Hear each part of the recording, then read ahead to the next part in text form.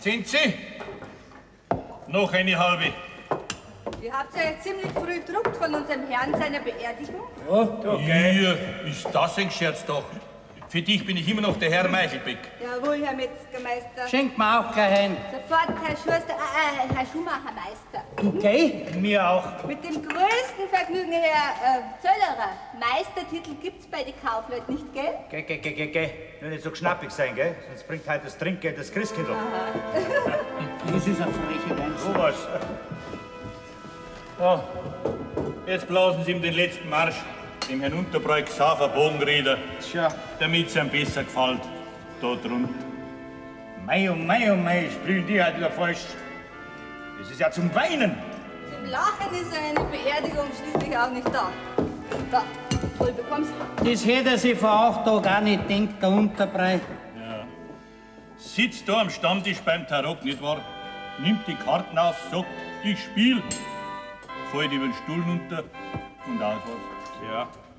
Und hat ein wunderbares Herz-Solo in der Hand gehabt. Ja, das muss hart sein. Sterben müssen mit einem solchen Herz-Solo in der Hand. Ja, wenn das andere Herz nicht mehr mitmacht. Prost, meine Herren. Prost.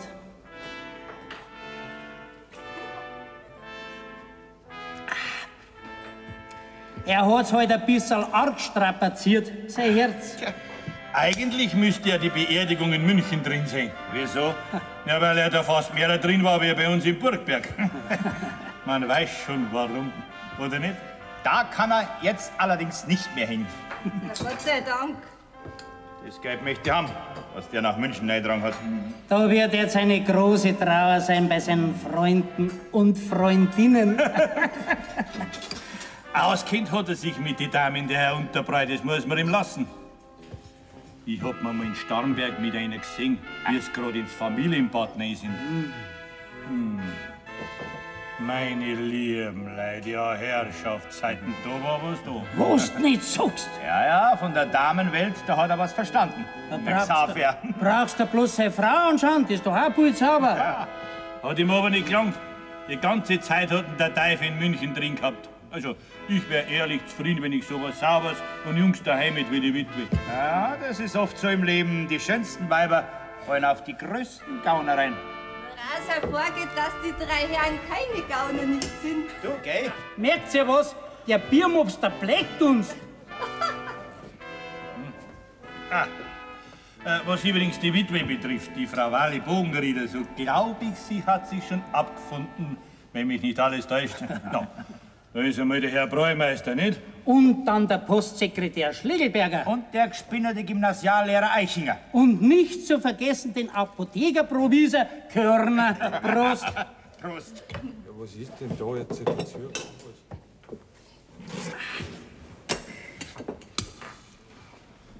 Was ist jetzt? Spielt Musik gar nicht mehr. Geht schon zint? Na, tatsächlich. Der Verein stellt sich schon zum Marktmarsch auf. Jetzt werden dann gleich alle da sein. Ja, was ist jetzt das? Ist er denn jetzt ganz narrisch? Wer? Der Vorstand, der nervöse Gispe. Warum denn? Der hat ja einen Kranz aufgesetzt um den Hals rum, statt einen Zylinder. Ja, und wo hat er den? Den hat er in seiner Aufregung den Unterbrei ins Grab reingeschmissen. Ohne Tritt, Marsch! Ja, muss denn bei uns immer das größte Rimpfig Vorstand sein?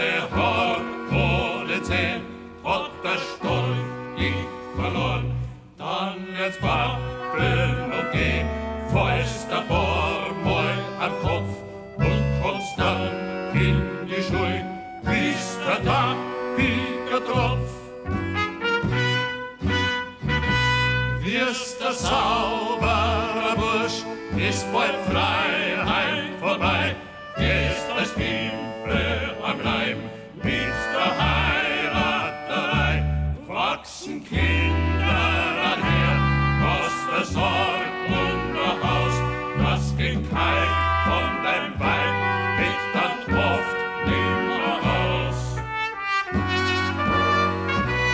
Was dein Leben fleißig spart, legst auf Bank dein Gewinn, und der Geldinflation und dein Gerstl ist hin, fliegen die Jahre hin ins Haus, verlierst Hort und Sinn, und der Starker dazu, bist maustot und siehst aus.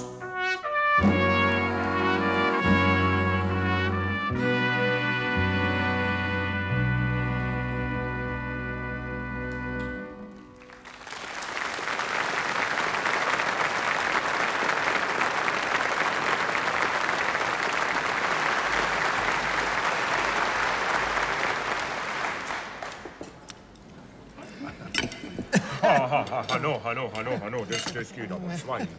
Ja, so geht einer nach dem anderen. Und du kannst ihn nicht halten. Du da nur essen, Onkel Peppi, gell? Ich meine nur, er war ein guter Mensch, der Xaver. Und so gefällig, wenn man was braucht hat. So, haben's gewiss viel braucht von ihm. Oh, hast du Brezen? Ja. Du nur essen, Onkel Peppi. Ja, er war ein großer Wohltäter. Und immer ganz in der Stille und im Geheimen. Unter der Hand, sozusagen. Jawohl. Walli, willst nicht gar ein bisschen was essen? Dankeschön, Tante Anna. Aber ich kann nicht. So plötzlich, wenn sowas über einen kommt.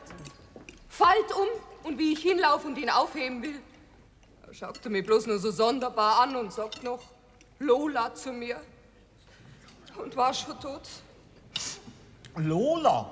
Du heißt doch gar nicht Lola. Naja, er war halt nicht mehr beim Bewusstsein. Ach so, freilich. Sonst hätte er natürlich schon Walli zu dir gesagt, gell? Oh, hast nur ein schönes Stück Fleisch. Du nur essen, Onkel Peppi. Ja, ist ja gut, wenn's schnell geht. Für den Betreffenden wenigstens. Preise mir nicht trösten den Tod, sagt schon Homer. Warum? Soll bei Ihnen vielleicht einer jahrelang hinleiden müssen? Wäre das Ihrem Homer lieber? Davon ist keine Rede. Homer sagt in der Odyssee im 11. Gesange, dass selbst das ärmlichste Leben besser ist als der Tod. Na? So hätte der Unterbrei nicht gesagt. Nein, so hätte er nicht gesagt, Herr Gymnasiallehrer. Naja, der Herr Professor meint doch nur so. Und in gehobener Sprache, da ist es halt anders wie bei uns. Ja, der Unterbrei hat seine Sprüche selber gemacht. Der hat keinen Homer nicht gebraucht. Wäre ihm auch gar nicht recht gewesen, wenn wir so traurig wären, gell? Ja, stimmt. Ein trauriges Gesicht hat er nie sehen können. Du, was ist denn? Da hat er so einen Spruch gehabt, der Unterbrei, wenn er ihnen traurig war. Der macht wieder ein Gesicht, hat er dann gesagt, als wenn ich meinen Ochsen eintreten wäre. Ja. Und wäre ausgerutscht drin. Es ist überhaupt besser, lustig zu sein. Ein lustiger Mensch erreicht mehr im Leben. Den fliegen alle Herzen zu. Da, was merkt mir's? Lass das wohl sein. Alle Tag geht's dir nicht so gut. Du nicht essen, Onkel Peppi. Hey, möchte jetzt der Vorstand bei der Tafel noch reden? Hochgeehrte Festversammlung. Ist schon drin in seiner alten Vereinsrisch. Das heißt, Trauerversammlung, wenn ich quasi so sagen darf. Ja, wäre gut, wenn er so weitermacht. Erlauben Sie mir bitte, indem dass ich die gramgebeugte Witwe nicht am Grab noch durch längere Worte inkommodieren wollte, dass ich jetzt nach dem Leichenschmaus sozusagen, wenn ich so sagen darf, im gemütlichen Kreis Das ist ein kompletter Trottel. ein paar Gedenkworte dazu hinanfüge. Xaver, Bogenrieder und der Bräu zu Burgberg war ein Mann. Ein Mann voll Kraft und Saft. ein Vorbild, dem nachzueifern unseren allen Aufgabe sein sollte. Als damals in Starnberg hätte ich ihm ganz gern nachgeeifert. Unser besonderes Beileid richtet sich der schmerzgebeugten Witwe zu, die wohl um den besten und treuesten Gartenwein war. Mei, ja, mei, schneit der auf. Ein großer Schmerz gebeugt ist er wieder nicht, ne? An der Seite der trauernden Witwe stehen... Wir sitzen. Beziehungsweise sitzen die lieben Verwandten. Onkel und Tante. Und natürlich auch die Freunde vom Verein. Prost. Prost. Prost. Es ist ja unmöglich. Zum Wohl.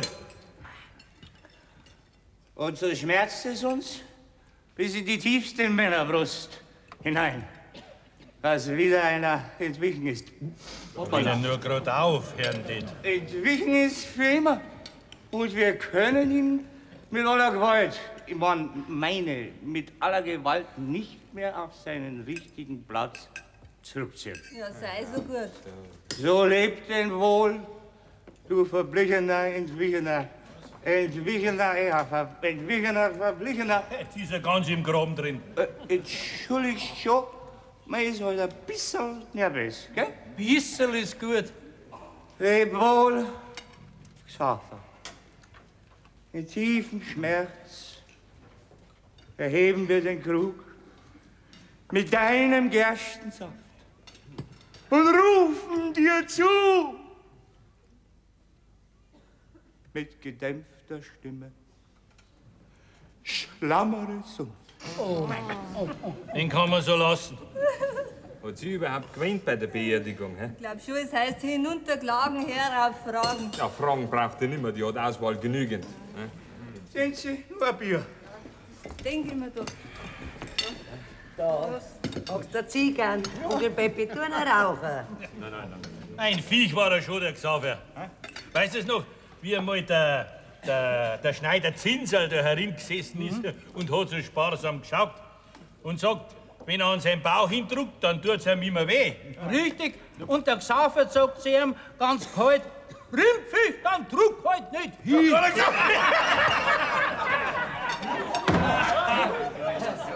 Na nu! Ist das hier ein Lachkabinett oder bin ich richtig bei der geschätzten Trauerversammlung? Sie wird nicht heute im Nebenzimmer, Fräulein. Na, was heißt denn Ihr Nebenzimmer? Ich gehöre immer noch ins Hauptzimmer, verstehen Sie? Ja, was ist denn das? Das ist ja die von Starnberg. Oh, Herrschaft, sein Respekt. Wer sind Sie denn? Sie sind wohl nicht von heute, dass ich dir das ausführlich darlegen soll, wa? Aber bitte, ich bin Lola Sabristi vom Kabarett Orient. Um Gottes Willen, das reinste Sodom und Gomorra. Ja, die gehört doch da nicht rein. Wie hat jetzt der Xaver eigentlich mit seinem letzten Wort zu dir gesagt, Walli, hä? Raucher soll's, Peppi. Und was wollen Sie? Nee, Sie sind aber klein doof mit Plüschohren, wa? Mein Mäzen will ich hier mit betrauern. Fräulein, sind Sie gescheit. Gehen Sie ins Nebenzimmer. Stellen Sie Ihnen meinetwegen was wollen.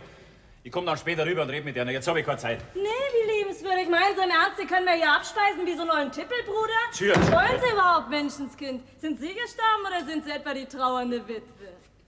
Oder ist es die Dame dort?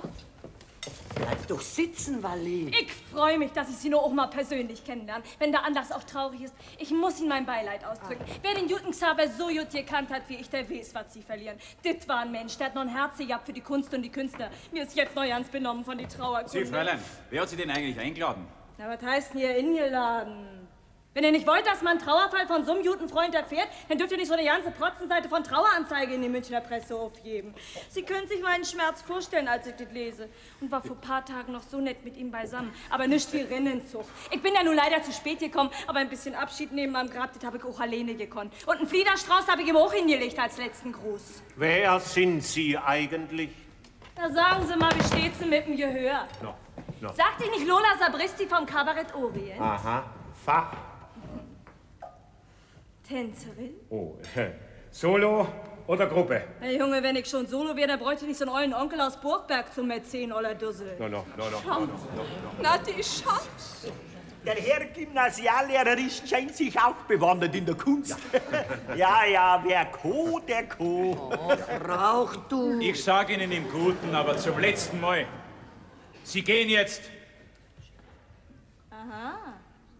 Ich krieg ja also keinen Platz mehr, wo ich eins hergefahren bin, wa? Von so einem Haufen ollen Spießern und verstaubten Provinztanten soll ich mal die Tür weisen lassen? Das hätte der Xaver erleben sollen. Der wäre ja mit dem nackten Dings da ins Gesicht geschlagen. Raus, jetzt sag ich auf, da steh! Loslassen Sie, Grobian! Bayerischer Lackel. Hören Sie mal zu, wenn Sie mir so kommen, dann hat's geschnappt. Da? Vielleicht sind Sie mal so gütig und lesen mal das Schriftstück da. An den Brauereibesitzer Xaver Bogenrieder per Adresse Fräulein Lola Sapristi, Rottmannstraße 7, Parterre rechts. Ah, lesen Sie mal weiter. Das ist eine Rechnung. Jawohl, ja, und die muss bezahlt werden, verstanden? Sonst reizen der gefällige Holler und hat so eine Verwandtschaft, nur wundert mir ja nicht mehr. Das macht ja 500 Mark. Aha. Sie können ja doch lesen. War ein bisschen Garderobe für mich. So. Auf Rechnung von Herrn Brauereibesitzer Xaver Bogenrieder, Mark 500. Frau Bogenrieder, sollen wir das zahlen? Mein Gott, die Schand überlebe ich nicht. Da haben Sie Ihre Rechnung wieder und zahlt wer dann Dreck, verstanden? Hoppla, hoppla, immer langsam mit den jungen Pferde. Sie wollen also nicht bezahlen? Ich? Na, gewiss nicht. Und wer andere auch nicht. Aus ist, sehen Sie. Wenn nicht? Wenn's nicht im Juten geht? Dann wär ich euch euren Kleinbürgern mal mit die Kite in der Menge auf den Dates kommen. Was redet die eigentlich für Fremdsprache? Jetzt halt du dein Mai. Also raus jetzt, sag ich! Auf der Stelle oder ich vergiss mich!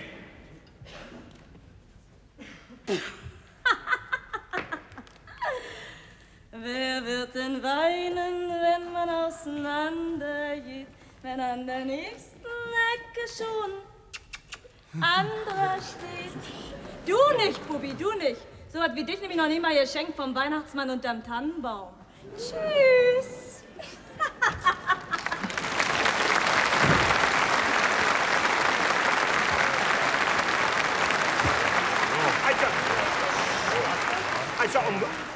Also was die Leute heutzutage für Rechnungen schreiben, nicht wirklich ausgeschaut. Um 500 Mark, da kriege ich ja Es scheint, dass es zum Regnen kommt. Meine ich. Ja, wir packen es, glaube ich, langsam. Ja. Bei uns wird's auch Zeit, dass wir die langsam aufbringen. He? Ja, wirklich. Die Walli, die braucht auch ihre Ruhe, gell? Also, Walli, habt was sein, gell? Dankeschön, Onkel Beppi. Ich danke halt allen für die große Anteilnahme. Ja, nur nicht auslassen, Walli, nur nicht auslassen. Man überlebt viel, wenn man es aushält. Wo ist denn das Backel? Ist ja da. Ja. Da haben wir dann noch was einpacken lassen. Für Bahn, gell, Onkel Beppi? Also, Walli, fertig gut. Fertig. Und es wird schon wieder werden. Ich glaub's kaum. Man muss den Mut nicht verlieren. In einem Jahr schaut alles anders aus. Es kommt halt alles so, wie es kommen muss. Man kann's nicht aufhalten. Wir Burgberger Bürger sind jederzeit für Sie da, zu jeder Stunde. Dankeschön. Ja, Wir Frauen halten schon zusammen, gell? ja jetzt komm noch, jetzt komm. Liebe Frau Bogenrieder, dass ich als alter Stammgast zu Ihnen stehe, komme was wolle, brauche ich nicht extra sagen, gell? Ich sag nur, ich bin immer da, wenn Sie mich brauchen. Ist schon recht, Herr Postsekretär.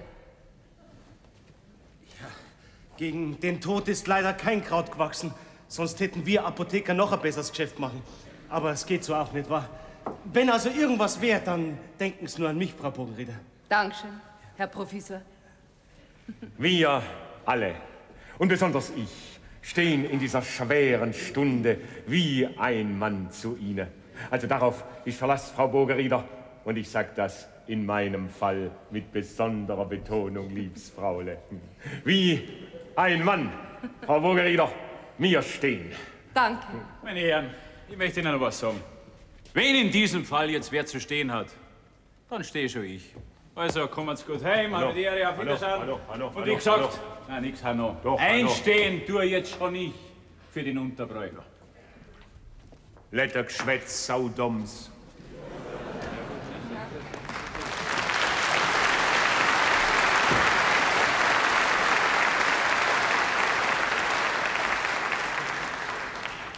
Die Schande überlebe ich nicht. Hey, Frau Bogenrieder. Was überlebt man nicht alles? Ich glaube, ich tue mir was an. Okay, Frau Bogenrieder. Sie haben doch eine Verantwortung. Die Ökonomie, die Brauerei, sollte das auch noch alles kaputt gehen? Ich hab keine Freude mehr an dem verlumpten Sach. Und an der sauberen Wirtschaft. Ja, Freude kann man da momentan auch keine dran haben. Na, meinen Sie, ich aber Freude dran. Ha. Ich halte aber trotzdem aus. Nach all dem, was jetzt vorgefallen ist, da kann ich sie wirklich nicht halten. Soll das heißen, ich soll gehen, damit ich nicht im Weg bin? Oder ich muss gehen, weil ich im Weg bin? Ich will nichts mehr hören und nichts mehr singen. Ich geh halt nur auf und davon. Da sind Sie hingestellt und da kehren Sie her. Jetzt erst recht. Sie legen sich jetzt ein bisschen hin und ruhen sich aus. Wir werden in den nächsten Tagen noch allerhand miteinander zu reden haben. Und ich fürchte, es wird nicht alles ganz schön sein. Ja. Eins möchte ich Ihnen sagen, Herr Bräumeister. Ja?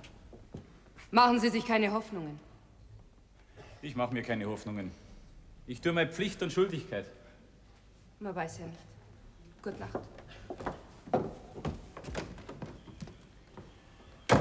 Gute Nacht.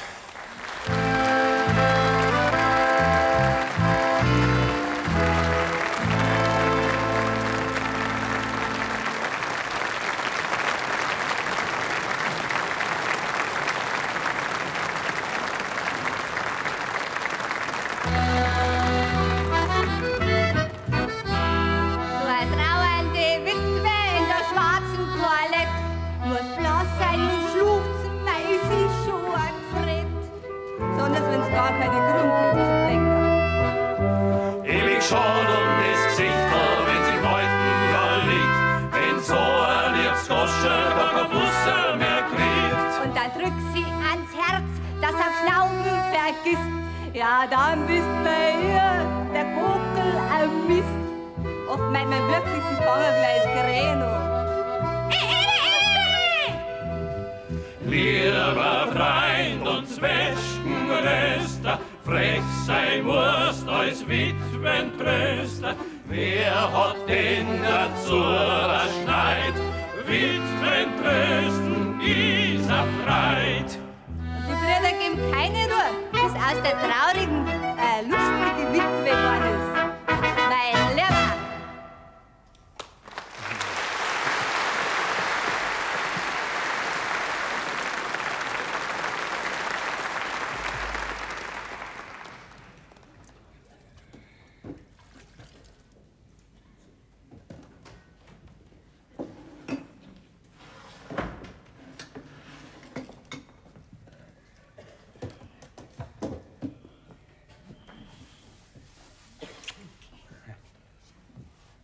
Ich gehe in den Stuhl. Ja, ist schon recht.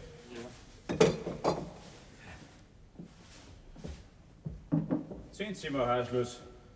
Ich brauch dich halt nicht mehr. Kommt eh kein Gast mehr. Darf ich noch was sagen? Ja, von mir aus. Jetzt dürfen Sie mir vielleicht schon ein bisschen aufmandeln. Ja, nicht, dass Figuren mit der Herr Eichinger da heimisch werden. Das hängt alles von der Frau ab, wer da herin heimisch wird. Ja, Schaffner. Jetzt sind Sie so ein Lackelmannsbild. Dankeschön. Sie sind ein solcher Stoffel. Dankeschön. Gott sei Dank, dass die Trauergäste draußen sind. Die haben mich noch aufgearbeitet. Ja, das ist eine Gesellschaft. Ja, Gottes Tierpark ist groß. Hat meine Mutter schon immer gesagt. Es gibt dumme, Bläde und solche nicht die Berge aufbremsen. Ein Onkel Peppe meine wird's mittlerweile im Zug zerrissen haben. Gute Nacht, sind Sie. Aha, rede ich Ihnen wieder zu viel. Nein, bist schon recht so. Gute Nacht. Gute Nacht. Und stark bleiben. Das imponiert den Frauen. Ich spreche frei aus Erfahrung. So.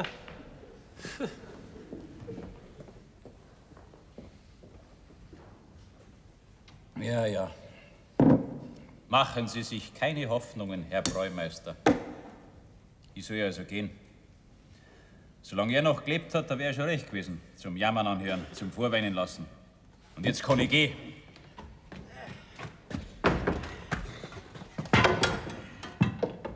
Habe die Ehre, Herr Bräumeister. Du bist das Totengraber. Was willst? Eine Maß. So, der Unterbrei ist drin. Mein lieber Mann, den habe ich dir vielleicht hineingestampft. Da dürften's die Maß schon für mich zahlen. Meinetwegen hättest du nicht so reinstampfen brauchen. Es ist ja nicht so, dass man redet. Man sagt ja bloß, bei mir gibt's keine Schlamperei. Prost! Prost! Ja, das wird am Brei jetzt alles ganz wurscht sein.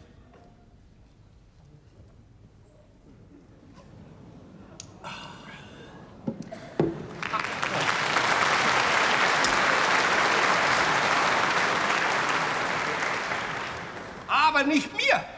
Ja, wenn bloß so ein Weißfischerl stirbt, wo nichts hergeht. Aber der Unterbrei, das war ein Hecht. Ja, das war wohl ein Hecht.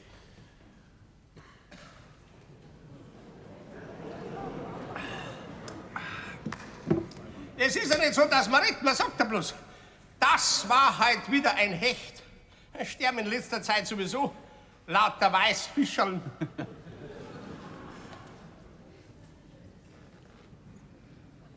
Hey, hey, hey, du saufst dir wieder ein Loch.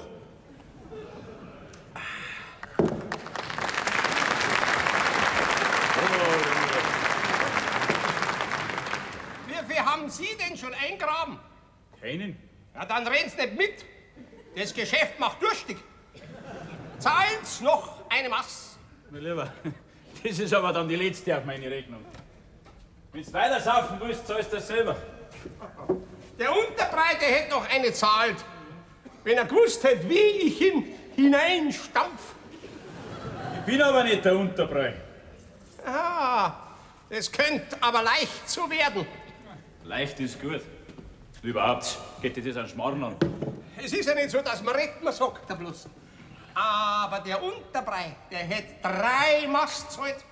Der war nobel in solche Sachen, wo ich ihn so hervorragend hineingestampft habe. Schmarrn, Beni.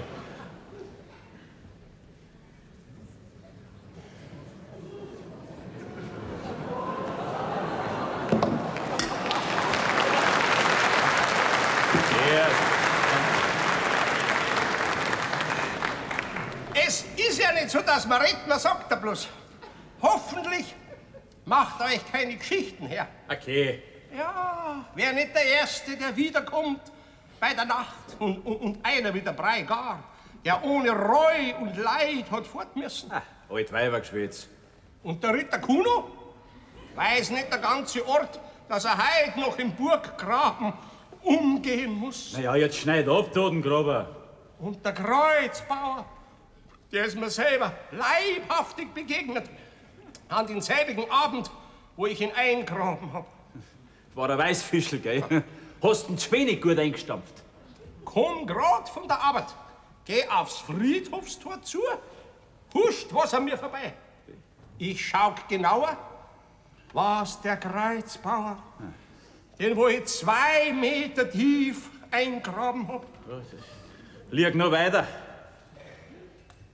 So ist recht wild mit die Frauenzimmer gehabt haben. Der Kreuzbauer? Der auch, ja. Mein Lieber, das tat uns gerade noch fehlen, wenn so einer daherkäme. Oh, das tat's Kraut fett machen.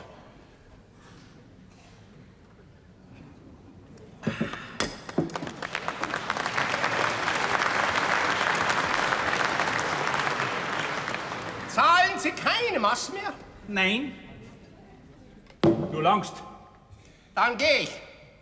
Na, es ist ja nicht so, dass man redet, man sagt ja bloß. Wenn er aber doch kommen tät, der Brei, dann sagen Sie mir's nur. Warum? Willst du einen Sprecher? Nicht auf die leichte Schulter nehmen. Also, wenn er wirklich als Geist kommen sollte, da gibt's schon Mittel dagegen. Und um ein paar Maß Bier, hätte ich's dann verraten. Ja, das glaube ich. Gute Nacht, besoffenes Genie.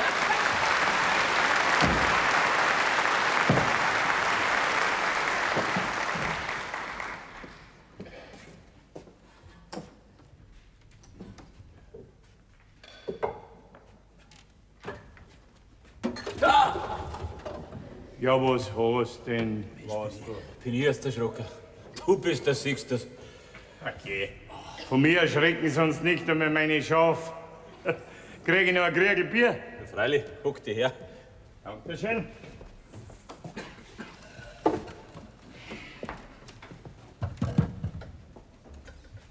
Warum hat's dich jetzt gar so gerissen? Hä? Ja, wenn der Geistbeck so saut daherritt, trinkt schnell 2 Maß auf meine Rechnung und erzählt mir recht greislige Geistergeschichten.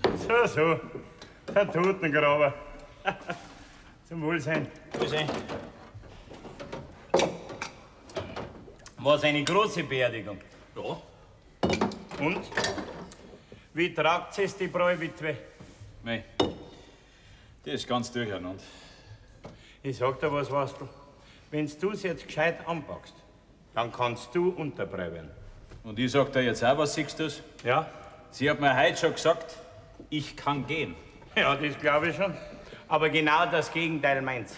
Schau, die ist durch den Bräu seine Weibergeschichten ein bisschen Handscheibe, was Mannsbilder betrifft. Ja, und da räumt sie jetzt instinktiv zuerst den weg, den sie lieber sieht, ist doch logisch. Ach, geh, wie kommst du denn da drauf? Was du, das verstehst du nicht. Das ist die höhere Psychologik, gell? Ja, so viel verstehe ich, dass nach deiner höheren Psycho-Dings da wahrscheinlich auf den Gymnasiallehrer reinfällt. Ja, oder auf den Postsekretär oder auf den Provisor.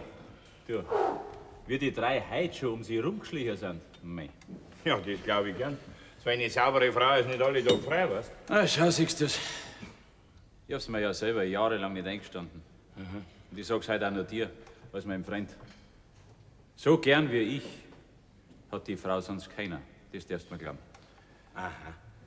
Ach, so ist das. Ja, und du tätst sie also heiraten? Auf der Stelle. Jetzt pass einmal auf, Wastel. Was hat denn dir der Totengraber für Geistergeschichten erzählt? Ja, dass halt so manche geistern müssen und dass er einen Brei nach seinem Lebenswandel und Ableben auch in dem Verdacht hat. Wastel? Wastel, ich glaub, wir haben's schon. Ja, das wird die richtige Kur für deine Walle und für die Burgberger. Der Bräu muss kommen. Als Geist? Ja, selbstverständlich, lebendig können wir den nimmer brauchen. Du, der muss unter allen Umständen umgehen, verstehst? Ja, schon. Aber wir? Ja, das lass nur meine Sorge sein. Schau, wenn der Bräu umgeht, dann bleiben doch die Nebenbulle am ersten Weg, ist doch logisch.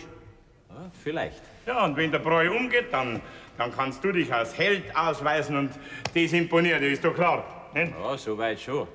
Aber jetzt sag endlich, wer geistert? Ich? Was? Du? Jawohl. Sozusagen höchstpersönlich. Ah, hui! Pfui Teufel! Du, die an sowas glauben, die fressen und das sind mehr als zugeben, das glaubst du. Ja. Und wann fangst du an? Ja, heute Nacht noch Schlag 12 Uhr. Was? Ja, was? So, und jetzt fasst mir gleich einmal meine Geisterrequisiten her. Ja, was brauchst du denn? Ja, da brauche ich jetzt erst einmal 2 Maß Bier. Bier? Ja, Bier. Bier? Hab ich da richtig gehört? Ich hab mir gedacht, vielleicht ein Weißlein durch oder so. Wastel, denken du ab jetzt ich, gell? Also, wie gesagt, 2 Maß Bier. Gib's mir gleich her. Komm. Und zwar in Flaschen. Und dann gibst mir noch eine anständige Brotzeit. Brotzeit? Ja, freilich, das Geistern strengt an, da müssen Kalorien nachgeschoben werden, verstehst du? Aha, wunderbar. Nein, halt nicht abschneiden, los, gleich beieinander, die du lachhaft, ja. Brot auch? Jawohl, Semmeln und Brezen, wenn sie frisch sind, bitteschön. Frisch vom Bäcker. Dankeschön. Sonst nichts mehr. Doch, einen Schlüssel vom Getreidebogen kannst du mir noch geben. Ja, das verstehe ich ja. Dann, glaube ich, haben wir alles. So. Der erste da. Wunderbar, den tun wir gleich da rein. So, und jetzt gehe ich heim und richte mich her, dass der Komiker vom Theaterverein blass wird vor Neid. Das kann ich dir sagen. Ja, du bist blass musst sein. Und du glaubst wirklich, dass heute schon angehen soll? Ja, selbstverständlich, weißt du. Man muss das Eisen schmieden, solange dieser Saustall noch warm ist. Ahoi!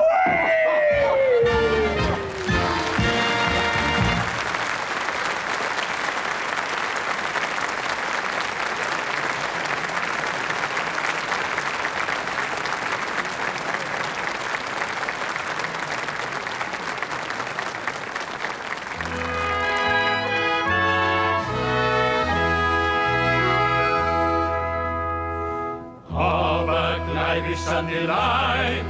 In der aufgeklärten Zeit glaubt's erst recht an jeden Schmarrn, wenn's die Zukunft nur erfahren. Horoskop und Kartenschlag liegt dem Teufel schon im Mund. Schicksal vom Kaffeesatz raus, ja die Dummheit stirbt nicht aus. Wir lassen uns den Aberglaub auch von der neuen Zeit geraubt. Ist heutzutage schön überhaupt, wenn der Mensch noch an irgendwas glaubt. Hollaria, ria, ho, hollaria, trio, horirio. Hollaria, ria, ho, hollaria, trio.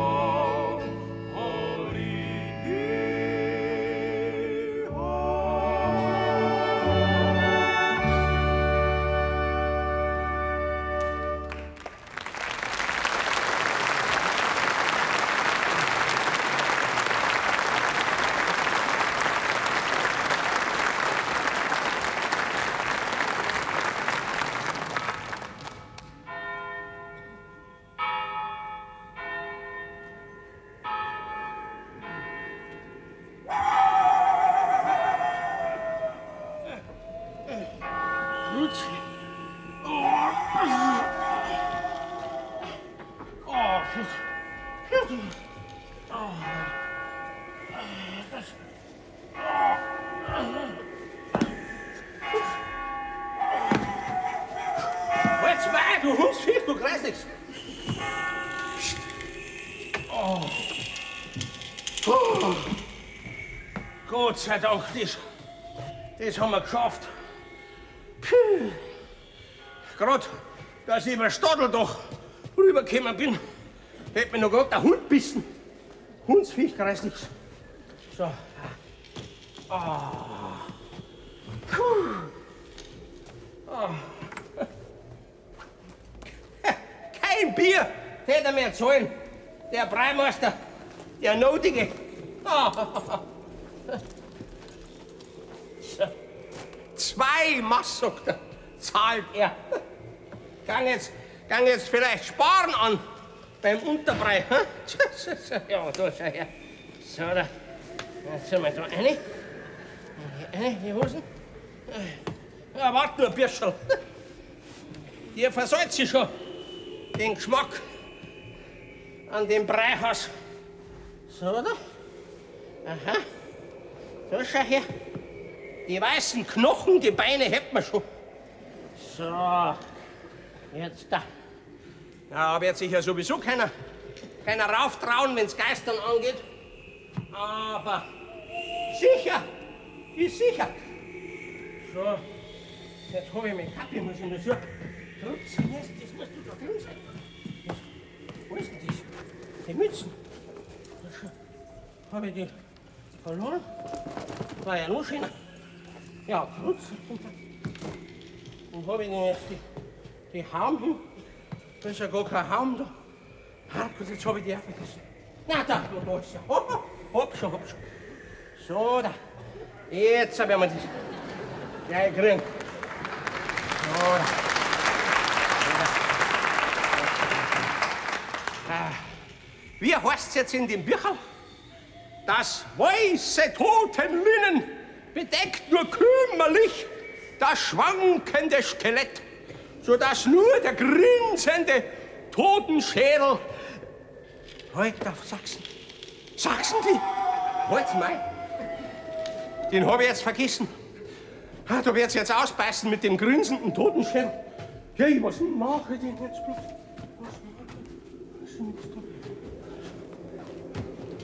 Was ist denn eigentlich da? Da drin. Mal schauen da. Oh, ein Mehl. Hurra! Lauter Mehl. Ja, Glück muss der Geist haben. Lauter Mehl.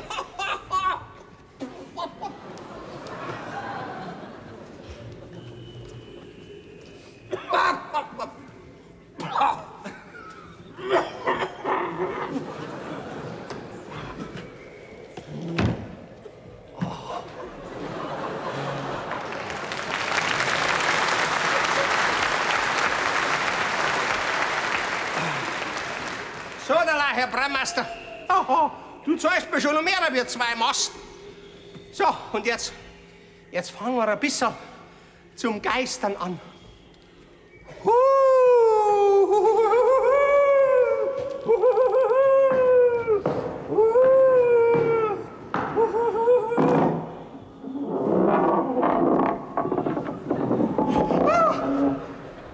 Du lieber Gott! Wieder verkehrt!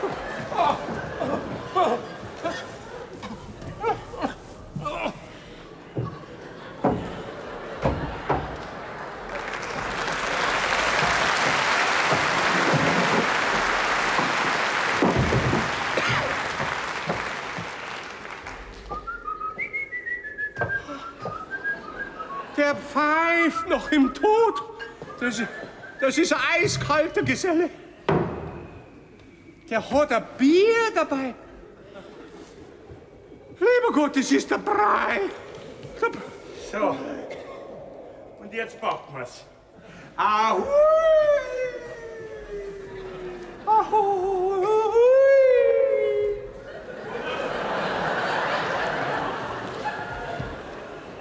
Alle guten Geister Loben Gott den Herrn. Was ist dein Begehren?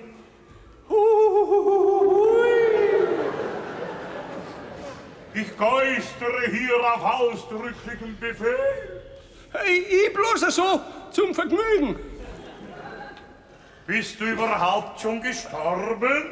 Noch nicht ganz, aber gleich.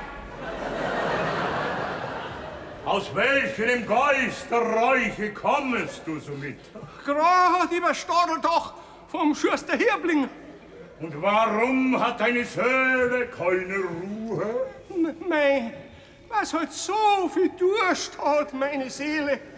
Und er hätte bloß 2 Maß zahlt. Sie werden's doch verstehen, Herr Unterbrei. Sie haben ja selber ein Bier dabei. Unterbrei? Ja. Ich bin nicht der, den du meinst. Nicht? Ja, woher kommen Sie denn dann, Herr Geist? Von unten.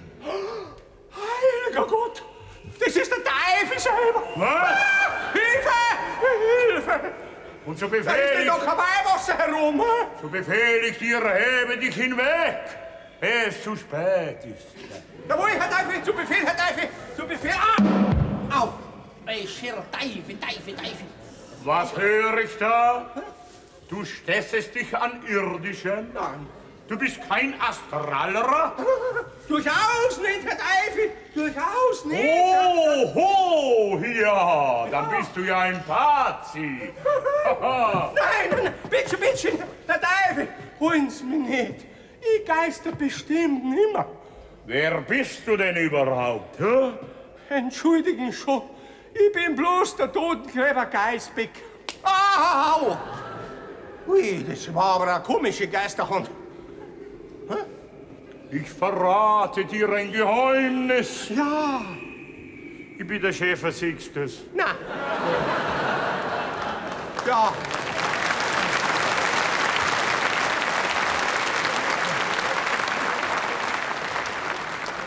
Ja, bist denn du gestorben? Was?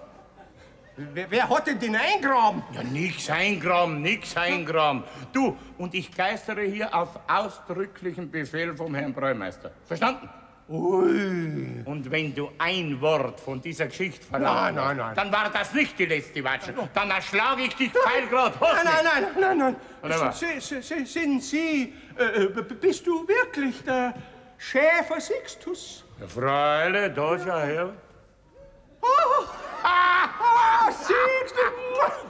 Siehst du? Du, sag einmal, warum geisterst denn du? Vielleicht spannst du es noch mit der Zeit. Ja.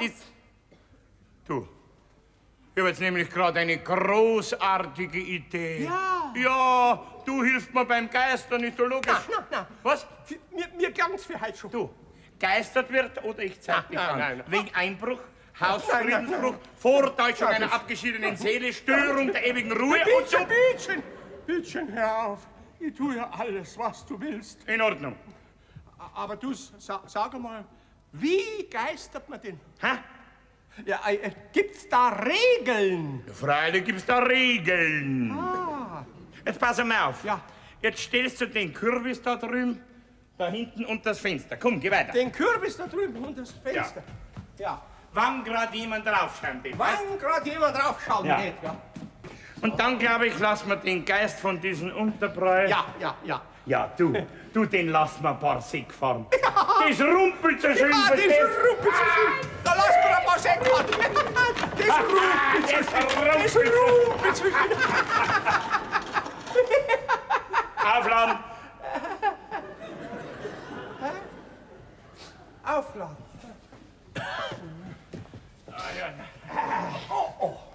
Oh, Herrschaft. Ist der schwer, du? So ein wirklicher Geister packt das nie. So, daher, komm. Daher. So, und jetzt fährst du auf mein Kommando immer hin und her, gell? Immer hin und her. Jawohl. Immer hin und her. Gut, und jetzt fangen wir gleich mal an. Hinüber! Hui! Ja, ein bisschen schneller, was ist denn los? Herüber! Hui! Ja, nicht stehen bleiben, Herr Geist, nicht stehen bleiben. Gehen wir. Ja. Hinüber! Hui! Und schon wieder herüber. Schon wieder? Hui! Eine kleine Pause, wenn ein bisschen. Nein, kommt überhaupt nicht in Frage. Hinüber, sag ich. Hinüber.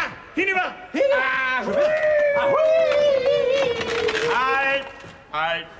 Danke. Nein, nix danke. Eine Flasche Bier sollten wir mit rüberbringen. Eine Flasche Bier? Jawohl. Ja, eine Flasche Bier. Ja. Eine, habe ich gesagt. Eine? Jawohl. Eine? Ja. So, und jetzt ein bisschen schneller. Alle hopp. Dalli. Herüber. Hui. Ein kleines Schlünkerl, wenn ein bisschen haben können. Du nicht. Hinüber.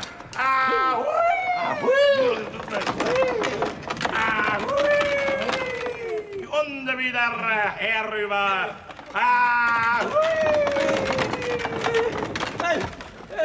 Ich kann nicht mehr. Was? Beim Tag Leid ein Gramm und bei der Nacht Geistern, das ist so viel. Wer hat das denn angeschafft, das Geistern?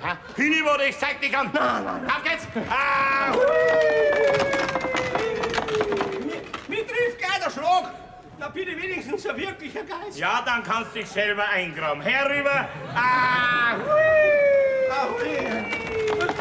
Siehst du's? Was ist denn? Um aller Heiligen Willen, ich kann nicht mehr. 1 Uhr, Geisterstunde ist aus. Halb 1 Uhr hat's geschlagen, gell? Aber meinetwegen machen wir Halbzeit. Geist in Ruhe. Aha, ich kann nicht mehr singen. Ich kann nicht mehr. Hol die andere Flaschen Bier noch rüber. Das kann ich auch nicht mehr. So, die hätte aber dir gehört. Mir? Ja. Oh, mir. Semmeln, Wurst mitbringen, alles mitbringen, dann machen wir Brotzeit. Brotzeit ist die schönste Zeit. Jawohl, so. Jawohl. Also, auf geht's, wunderbar. So, verdient hast du zwar nicht, hast du eine. Aber ich will Gnade vor Rechter gehen lassen. Ja, gell? ja. Und morgen auf Nacht, um dieselbe Zeit bist du wieder da. Gell? Was hat denn? Hat die Morgen schon wieder? Nein, da kann ich nicht, da habe ich keine Zeit. Morgen auf Nacht, habe ich gesagt, und all die kommenden Nächte bis auf Weiteres. Oder? Ach, du liebe Zeit. Ah. Wirst sehen, wenn du erst einmal ins Training kommst, macht dir das gar nichts mehr aus. Schau, alle Tage 10 Minuten länger, dann sind wir in 3 Tagen auf der vollen Geisterschule. Verstehst? So ist recht. Und ich darf die ganze Geisterarbeit allein machen. Ja, was heißt denn da alleine? Du bist gut. Wir haben doch eine reguläre Arbeitsteilung. Schau, du tragst die Säck und ich die Verantwortung. Na, okay. Ja, sag einmal, könntest du mir da vielleicht 2 Maßbier mitbringen? 2 Maßbier? Ja. Also genehmigt, meinetwegen. 2 Maßbier und eine anständige Brotzeit. Ja. Aber das Maul halten, auch gegenüber dem Freimeister. Hört mich.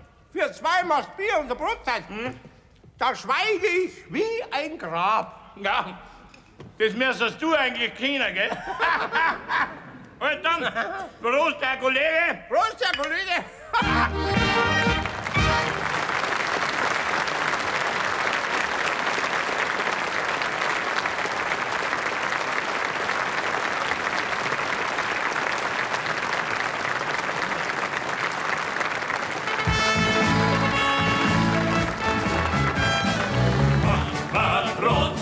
Brotzeit ist die schönste Zeit, weil uns dann die Arbeitszeit wieder ist frei.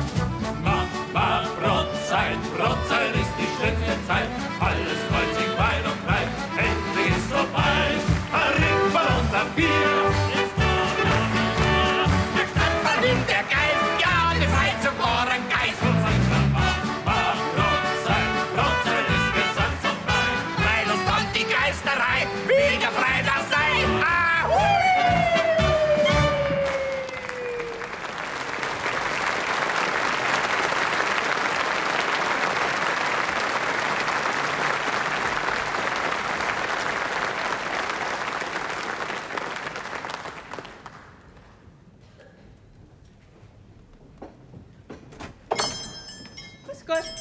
Ja, guten Morgen, Frau Hierblinger. Ja, was kriegen wir denn Schönes? Ein Pfundel Ochsenfleisch, aber ganz was Gutes. Ja, da hätte ich gerade ein saftiges Stückel von der Zwerchrippen. Ja, das ist recht. Wissen Sie, mein Mann mag's gern ein bisschen durchwachsen. Ja, in jeder Beziehung, gell? So geschleckig sind schon die Mannsbilder. Aber wenn wir's nicht gut heute, kommen Sie nur auf dumme Gedanken. Geh, Frau Hierblinger, der Ihrige. Frau Meichelbeck zu trauen ist keinen. Bloß nach einem ganz guten Essen, da sind sie beruhigt, da schlafen sie ein. Ja, ja, die Liebe geht durch den Magen. Besonders wenn sie älter werden. Sagt man. Stimmt aber auch nicht immer.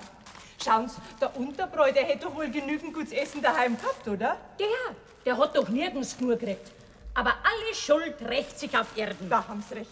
Und jetzt muss er umgehen bei der Nacht. Ja, es treibt ihn der Teufel rum am Getreideboden. 1,10 machen's, bittchen. Warten Sie, ich glaube, ich hab's recht. Na, das wäre recht. Dankeschön. Bitteschön. Ja, Sie sagen's einmal. Ist das nicht schrecklich, wie es da zugeht? Ja, Sie wohnen doch direkt daneben. Ach, wir hören ihn manchmal bis zu uns ins Schlafzimmer reinblären. Ja, ja. Ja, ich hab's auch schon gehört. Grauenhaft. Ahoi! Das geht einem durch Mark und Bein. Richtig. Am Markknochen brauche ich noch. Aber was ich noch sagen will, Frau Meichelbeck, ich habe ja nicht das geringste Mitleid mit ihm. Das ist gesund für so einen und ein warnendes Beispiel für die unsrigen. Ja, Sie reden gewiss vom Unterbräu seinem Geist. Recht haben's. Vollkommen recht. Und ihm geschieht recht. Jawohl. Ja, guck mal, Frau Zöllerer. Grüß Gott. Grüß Gott benannt. Was kriegen wir denn schönes, Frau Zöllerer? Ein Zehnerl macht der Markknochen, bittchen. Mein Mann bildet sich heute partout ein Schweinshaxerl ein. Ja, Gänz, jetzt wo der Unterbräugeister muss für seine Fleische sünden, jetzt sind wir wieder recht für unsere Männer. Höchste Zeit ist, dass so kommen ist. Unser Burgberg war ja das reine Sodom und Gomorra. Naja, tatsächlich ist ja mein Mann seit der Geisterei nimmer ins Wirtshaus gegangen. Da hätte ich ein besonders schönes Haxerl. Frau Zöllerer, wollen Sie es im Braten oder im Kraut kochen, Herrn Gemahl? Ich denke, ich brat's ihm. Und macht dazu einen extra delikaten Spargelsalat. Ja, geben Sie mir die Haxen. Ja. Wissen Sie schon, dass jetzt auch noch die glühenden Teufel beim Unterbräu zum Kamin ein- und ausfahren? Was, glühende Teufel? Ja, das weiß ich ja noch gar nicht. Ja, das muss ja sofort mein Mann erzählen. Was macht's? 1,40 bitte. Danke bestens. Ja, da kommt gerade das Fräulein Zenzi. Vielleicht kriegen wir Nachrichten direkt von der Quelle. Grüß Gott. Gott, Freund Zenzi, Sie kommen uns wie gerufen. Ja? Ist das schon, was man neuerdings erzählt? Ja, das weiß ja alles, was mir erzählt. Auch, dass bei euch jetzt schon die glühenden Teifeln beim Kamin aus- und einfliegen. So, ja, das ist mir allerdings neu. Ja, Sie wohnen doch im Haus. Haben Sie denn das noch nie gesehen? Ja, bei der Nacht. Nein, da schlafe ich.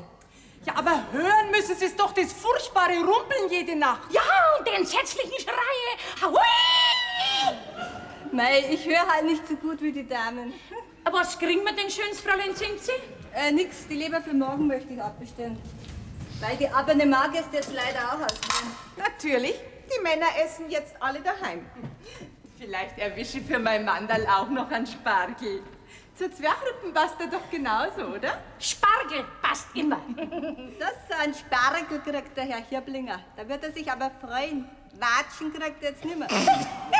Saudums Geschwätz! Mein Mann geht halt jetzt auch nicht mehr aus wie alle Vernünftigen. Da muss man ihm halt daheim was Besonderes bieten. Freilich, mit irgendwas müssen sie ihn doch reizen. Wir machen's nach gutem alten Brauch mit der Küche. Ja. So schöne Körperteile wie diese Lola haben wir halt nicht. Nein, bestimmt nicht. So was Sündhaftes wachst ja an uns eins. Nicht ums Verrecken hier. Du kannst machen, was du magst. Was wäre denn überhaupt im Burgberg, wenn wir alle mit solchen Reize herumlauferten wie diese Lola? Eine Versammlung von Schönheitsköniginnen. Sodom und Gomorra wär. Jawohl. Und dann müssen's umgehen, die armen Geister. Und dann fahren die glühenden Teufel zum Kamin ein und aus. Ja, sagen Sie mal, Freund Zenzi, ja, haben's denn da gar keine Angst in dem Haus? Nachts in der Schlafkammer? Nein, ein bisschen gruselig ist schon. Ich sperre halt Fensterläden und Tür zu. Übrigens, geschäftlich soll's ja beim Unterbrei miserabel stehen. Ach. Das haben Sie aber sicher schon gehört, Fräulein Zenzi. Nein, ich höre nicht so gut. Wissen Sie, zum Ratschen komme ich nicht. Haben Sie noch warme Wurst? Ja, komm. So, bitteschön. Dankeschön. Geben Sie mir auch eine. Ja, das Geschäft hat ja zu Lebzeiten schon immer recht gestimmt beim Unterbrei. Na ja, er hat doch radikal alles verputzt. Ich mein, ich will ja niemand ausrichten, nicht? Aber unter uns Geschäftsfrauen und die Zenzi weiß auch, wir haben noch ziemliche Forderungen. Was, Sie auch? Ja. Mir auch? Ja, da muss ja sofort mein Mann mobilisieren. Im Übrigen weiß ich, dass verschiedene Lieferanten und Handwerker ganz schwer hängen und schon besprechen, ob sie es nicht einklagen sollen. Ja, um Himmels Willen. Ja, jetzt begreife ich ja, warum die Schuhe noch nicht zahlt sind, die sich die Frau Bogenrieder bei uns zur Beerdigung gekauft hat. Ja. Ausgerechnet die teuersten. Fräulein Zinzi, das können Sie ruhig sagen. Solange die Rückstände nicht bezahlt sind, liefern wir das Fleisch für den Unterbräu nur noch gegen bar. Ich werde es ausrichten. Haben Sie es übrigens am letzten Sonntag in der Kirche gesehen? Nein, was denn? Wie die sich schon wieder rausputzt. Die hat's notwendig, ihre sündhafte Figur so in den Auslax hängen. Sündhaft, so ein Speckschwarten hat sie halt noch nicht drauf. Aber jetzt wird sie Bankrott machen. Bankrott macht. Da kann's von mir das Betteln gehen mit ihrer schönen Figur. Sofort werden die Forderungen eingetrieben. Dann kann sie sich auch einen solchen Metzen suchen wie diese Lola. Ja, sie, da muss ich Sie auf was aufmerksam machen. Bei dieser Lola, da geht's auch nicht mit rechten Dingen zu. Warum? War es ausgestopft? Ach was, nein. Nein, ich habe sie mir damals ganz genau angeschaut. So gewachsen, mit solchen sündhaften Körperteile, das ist kein irdisches Weib. Meinen Sie, irdisches bloß Zahntur oder Aufblatt? Ja, Sie haben recht, Frau Meichelbeck. Ja. Und diese brennenden Augen, wie die den Bräumeister angeschaut hat. Natürlich. Und wie die plötzlich im Gastzimmer gestanden ist. Ja. Wie aus dem Boden gewachsen. Also, ich hab's nicht reinkommen sehen. Na, jawohl. Jetzt weiß ich es ganz bestimmt, die ist nicht zur Tür rein. Nein, das war kein irdisches Weib. Das war eine Teufelin. Die hat den Unterbrei umgarnt, dass sie holen kann. Drum war es so heiß in dem Gastzimmer, wie die gekommen ist. Ja, das war so eine Art Mephistophine.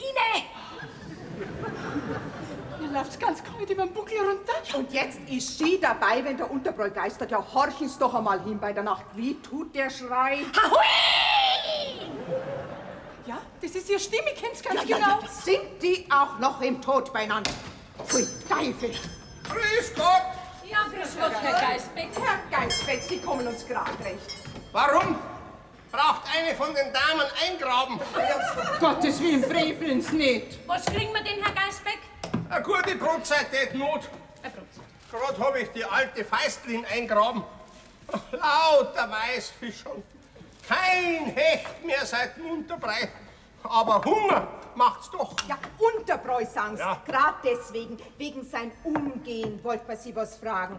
Sie kennen sich doch ein bisschen aus mit den Geistern. Oh, leider, ja. Was sagen jetzt Sie zu der Geschichte? Ich sag, dass die Geschichte bald aufhören muss. Das hält ja kein Mensch mehr aus. Richtig, das meine ich auch. Eine Ruhe muss wieder werden bei uns da. Zenzi, du sprichst mir aus der Seele. Wenn's bei dir einmal so weit ist, dann kriegst du meinen billigsten Tarif. Ja, freilich. Apropos billig, Frau Meichelbeck, teuer braucht's nicht sein, bloß viel. Ja, ist schon recht. Wenn die Brotzeit da nichts kostet, dann verrate ich Ihnen was. Ist schon Zeit, Herr Geisbecker. Aber jetzt erzählen Sie schon. Ich hab neulich den Unterbrei gesehen. Nein. Was? Um Himmels Willen. Geh ich da nachts am Friedhof vorbei, ja. Schleicht mir was entgegen, ich trug mir an die Mauer hin, nicht? Halt den Schnaufer an, da geht der Unterbrei lautlos an mir vorbei und in den Ort hinein. Ja, da hat er zum Geistern müssen. Ja, ganz russig ist er gewesen. Und so ein warmer Wind ist von ihm weggegangen. Und nach Pech und Schwefel hat's gedungen. Na, wie es halt so riecht bei den Gespenstern daheim, nicht? Ja. Bitte, na hören Sie auf. Das Schönste kommt ja erst. Ja, was denn noch? Er hat den Zylinder aufgehabt, den ihm der Vereinsvorstand bei der Beerdigung ins Grab hineingeschmissen hat. Und von der Lola, ihrem Fliederstrauß, hat er sich ein Treiberl aufgesteckt gehabt auf den Zylinder. Das ist ihm so schön geisterhaft übers Ohrwaschel runtergehängt. Ich gehe ja keinen Schritt mehr bei der Nacht auf die Straße raus. Ja, die Toten sind nicht gefährlich, nicht? Gefährlich sind bloß die Lebendigen. Wer geht's gut? Wer gut? Oh, Gott. Mein Herz, nein, mein Herz. Aber ich bin ganz selber. Der Unterbrei! Die guten Geister! Ach, Sie sind's, Herr Huber.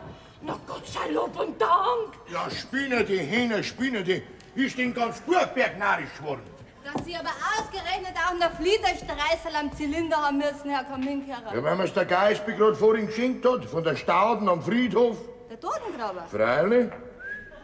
Sie, Herr Huber, Ja. zu uns brauchen Sie nicht kommen zum Kaminausbrenner. Ja, warum denn nicht?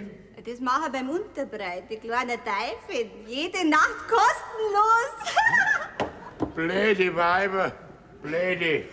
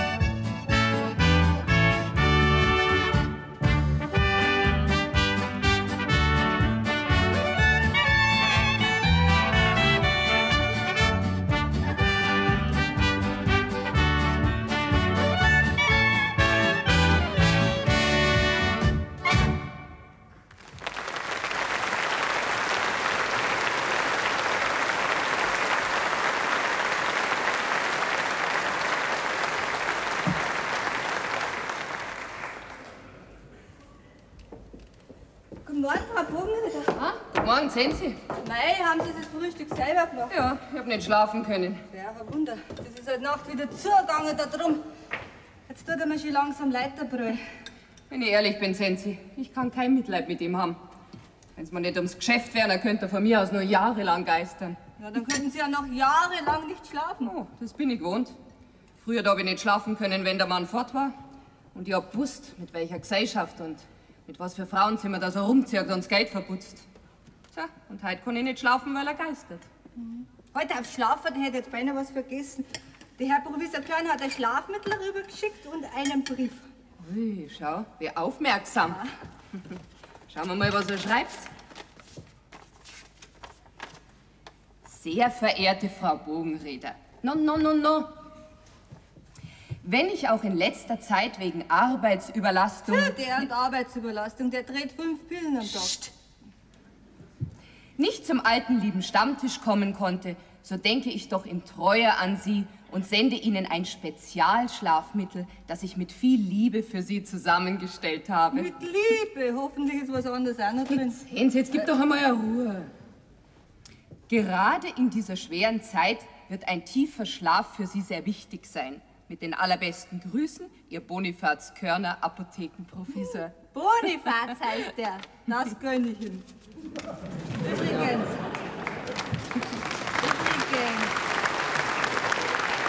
Der Schlegelberger, der zeigt sich jetzt auch nicht mehr, gell? Doch, der Herr Schlegelberger, der hat mir gestern Briefmarken geschickt. Briefmarken? Gell, so arm sind wir doch wirklich noch nicht. Keine neuen, alte. Alte? So eine Frechheit. Gezähnt Sie. Seltene mit Sammlerwert halt. Ach so. Da. Kannst du hier mal lesen, was er schreibt? Werte Frau Bogenrieder, ich erlaube mir hiermit, Ihnen einige seltene Briefmarken aus meiner eigenen Sammlung zu übersenden und empfehle Ihnen sehr, sich ebenfalls eine Briefmarkensammlung anzulegen. Das Sammeln von Marken tröstet über vieles hinweg, der ist anscheinend leicht zum Trösten, und bietet stets eine willkommene Erholung und Ablenkung. Leider verhindert mich mein Rheumatismus, den ich mir am zugigen Schalterfenster zugezogen habe, zum abendlichen Stammtisch zu kommen. Also der eine hat zu viel Arbeit, der andere hat das Rheumatische. Wir müssen da gleich mit dem Ameisengeist inhalieren lassen. Und verbleibe ich somit Ihr getreuer Anton Schlegelberger Postsekretär. Schau, der Ton. Ja, also ich find's rührend. Herr Bogenrieder. Ja? Der Blumenstrauß ist gerade für Sie abgegeben worden. Ui, von wem? Von einem Schulbuben. Wie? Lass einmal sehen. Ja, schicken tut ihn der Herr Professor Eichinger, hat der Schulbub gesagt. Ah, so? Hättest du das jetzt nicht gleich sagen können, ha? Ja, wenn's mich gleich gefragt hättest, schon, ne? Das ist halt ein vollendeter Kavalier. Wer ich? Na, der Herr Professor. Ein Brief steckt auch drin. Sind Sie? Du bist ja ins Postfach bei die Verehrer. Du kannst das Frühstücksgeschirr jetzt abräumen. Der ganz reizenden Frau Walli weiß ich als Morgengruß keine bessere Gabe zu senden, als diese Rosen, die ihr wie Schwestern ähnlich sind. Die zarten Blüten mögen mich dafür entschuldigen, dass ich jetzt in der Zeit der Schulaufgaben und der zeitraubenden Korrekturen nicht zum abendlichen Männertrunk kommen kann. Da hat ja jeder andere Ausrede. Aber reizend schreibt er und so poetisch. Mit Handkuss in ritterlicher Minne, ihr Eichinger. Eichinger, aha, der verrat seinen Vornamen nicht. Der muss einen ganz furchtbaren haben. Sehen Sie, es gibt so nette Männer. Und gerade der meinige, der hat so ein Taugenicht sein müssen. Nein, wenn man es halt immer wüsste, wie sie sich auswachsen nach der Hochzeit. Was heißt denn der mir? Red nicht, hol lieber Vasen für die Blumen dort. Der ganz reizenden Frau Walli, schreibt er. Und Handkuss in ritterlicher Minne. Das ist heute ein gebildeter Mann. Aber der Schmähtanzler. Na, alle drei sind's Kavaliere. Da können Sie zum Beispiel unser Herr Bräumeister schon eine Scheibe davon abschneiden. Aber jetzt geht's aufs Personal. Hausl, da drückt. Es stimmt schon, der ist ein rechter Stoff im Umgang mit Frauen. Ja, wenn der Breimeister schon ein Stoff ist, was bin denn da nie? Hä? Du bist der Kerl der Ramme. Oh. Ist verlaut, Frau Bogenrieder. Ja, freilich, ist ja eine Gastwirtschaft. Schon, ja. Aber als Gerichtsvollzieher ist man heute nicht immer willkommen, gell? Ja. Also, Herr Ranzinger, was gibt's denn? Ein Momental. Noch schauen. Wo haben wir denn? Ah, die Geschichte, da ist schon. Eine Forderung wäre einzutreiben, Frau Bogenrieder. Wie viel ist das jetzt gleich? Aha. 500 Mark. Einklagende Partei, eine gewisse Lola Sapristi. Was? Künstlerin aus München. Ja, gibt's denn sowas auch? Hat das Frauenzimmer tatsächlich die Frechheit? Naja, Frau Bogenrieder, Ihr Mann Selig wird heute vermutlich was unterschrieben haben, nicht? Sie können zwar gegen die Klage Einspruch erheben, Aber das Gescheiterste ist, sie zahlen, dann haben sie Ruhe. Mein Gott, das sagen Sie so einfach. Ich hab so viel Geld jetzt im Augenblick gar nicht da. Gehen Sie, Frau Bogenrieder. Sie werden doch 500 Mark bei der Hand haben. Leider nein. Mein Mann, der hat das bare Geld laufend verbraucht. Der hat Schulden hinterlassen, wissen Sie? So. Das Geschäft geht sehr schlecht. Tja, jetzt können Sie sich so an die 5 Finger abzählen. Ja, ist natürlich traurig, nicht? Es tut mir jetzt wirklich sehr leid. Ja, aber dann muss ich leider zur Pfändung schreiten. In Gottes Namen. Ich kann's nicht ändern. Ja, also wissen Sie, vielleicht, wenn Sie möchten, so quasi, könnte ich's eventuell doch ändern. Ja? Ja, und wir? Ja, also, privatim, sozusagen. Schauen Sie mich an, Frau Bogenrieder. Ich bin zwar bloß ein kleiner Beamter, aber ein gewisses Ansehen hat mein Beruf, nicht wahr? Und einen festen Gehalt und eine Pension habe ich auch. Unseiner ist geachtet oder gefürchtet, je nachdem. Meine Frau, Gott hab selig, hat ein großes Ansehen genossen. Ja, und? Ja, also, allen Ernstes, Frau Bogenrieder, wenn Ihnen Ihr Anwesen so viel Sorge macht, ich wäre schon da. Und eine Beamtenfrau hat ein sorgenfreies Dasein. Ja, ich bin ein Mann in den besten Jahren und es wird wahrscheinlich doch noch ein ganz nettes Heifel Geld überbleiben, wenn wir die Brauerei verkaufen. Dazu mein Gehalt oder vielleicht gehe ich gleich in Pension. Ein Leben wird das, Frau Bogenrieder. Ich sage Ihnen, ein Leben wird das. Dankeschön für die Ehre und für die Hilfsbereitschaft. Ja, bitte. Aber ich hab Verpflichtungen und ich kann nicht einfach davonlaufen. So. Ja, wie Sie meinen. Ich hab's auf alle Fälle gut gemeint mit Ihnen. Ne? Ja, mit mir und mit Ihnen. Aber wie gesagt, Dankeschön. Muss ich also zur Pfändung schreiten? Ja, schreiten's. Gestatten, dass ich in die Wohnräume reinschaue? Tun Sie, was Sie müssen, Herr Ranzinger, aber mehr nicht, bitteschön. Ja. Und nichts für ungut, nicht? Sind Sie? Ja? Ist der Herr Bräumeister in der Nähe? Ja, der ist gerade da. Du, er soll gleich kommen, die brauchen sofort. Ja, Frau Bogenrieder? Der Gerichtsvollzieher ist da drin und pfännt. Ich weiß. Ist denn gar kein Geld da? Kommt auch keins rein. Aber was soll ich denn jetzt machen, so reden's heute? Ja, bis jetzt haben wir immer ein Loch aufgemacht und das andere zu. Jetzt ist es halt aus. Jetzt müssen Sie entweder Konkurs machen oder Sie probieren, mit Ihren Gläubiger auf einen Vergleich zu kommen. Oder Sie müssen ein Geld auftreiben.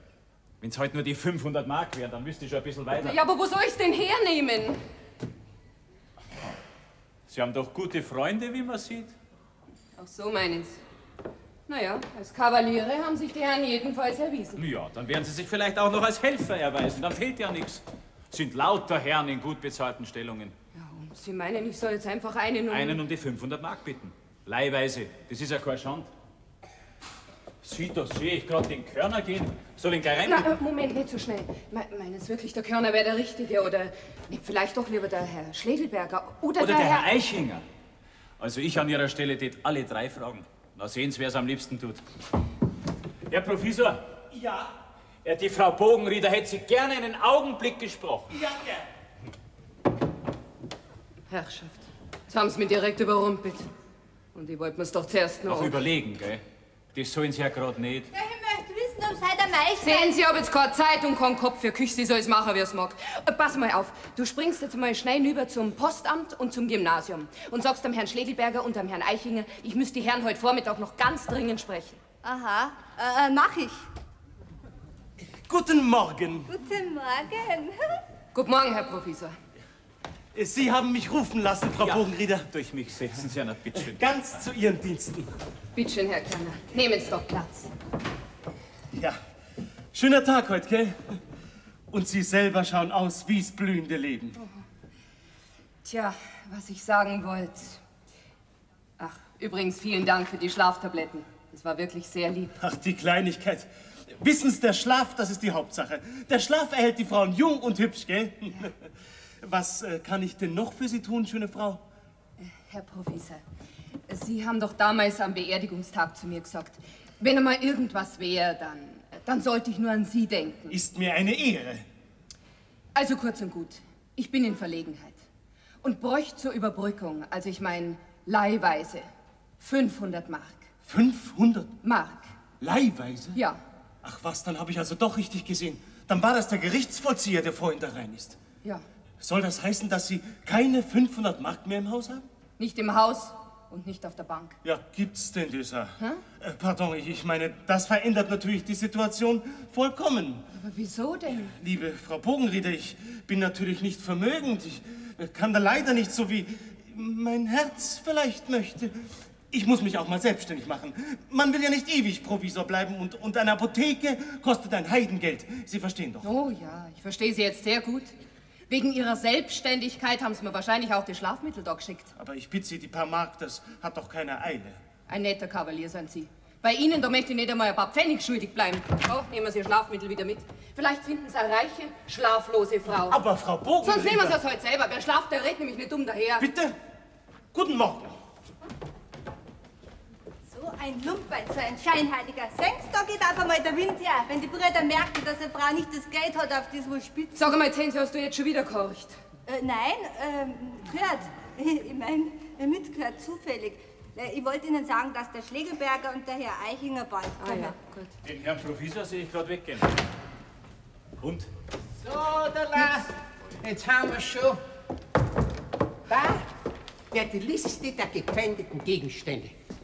Wollen Sie bitte unterschreiben?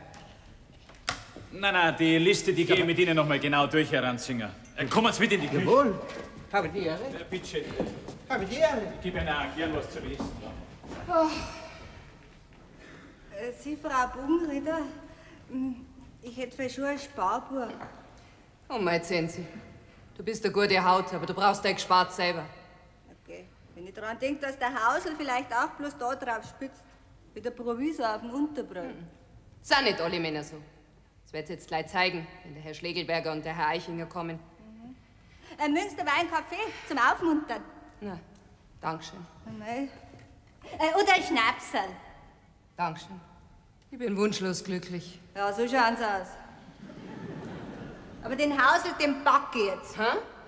Und wenn er mir nicht beweisen kann, dass er mich auch ohne einen einzigen Pfennig mag, dann kehrt er der Katz.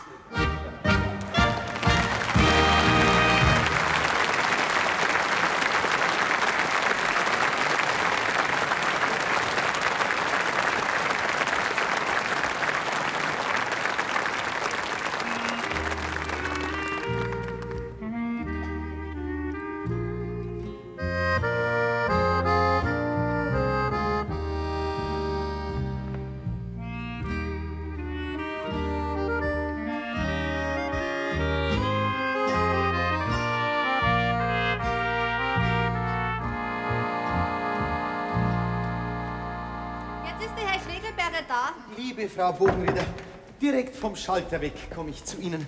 Die Leute können warten. Freilich, die sind ja auch am Postschalters Warten gewöhnt. Du sag einmal, Zensi, hast du nichts in der Küche zu tun? Nein. So, ja. Bittschön, Herr Schlegelberger, nehmen Sie doch Platz. Danke. Tja, Dankeschön auch für die wunderschönen Briefmarken. Habe ich also doch eine Freude gemacht.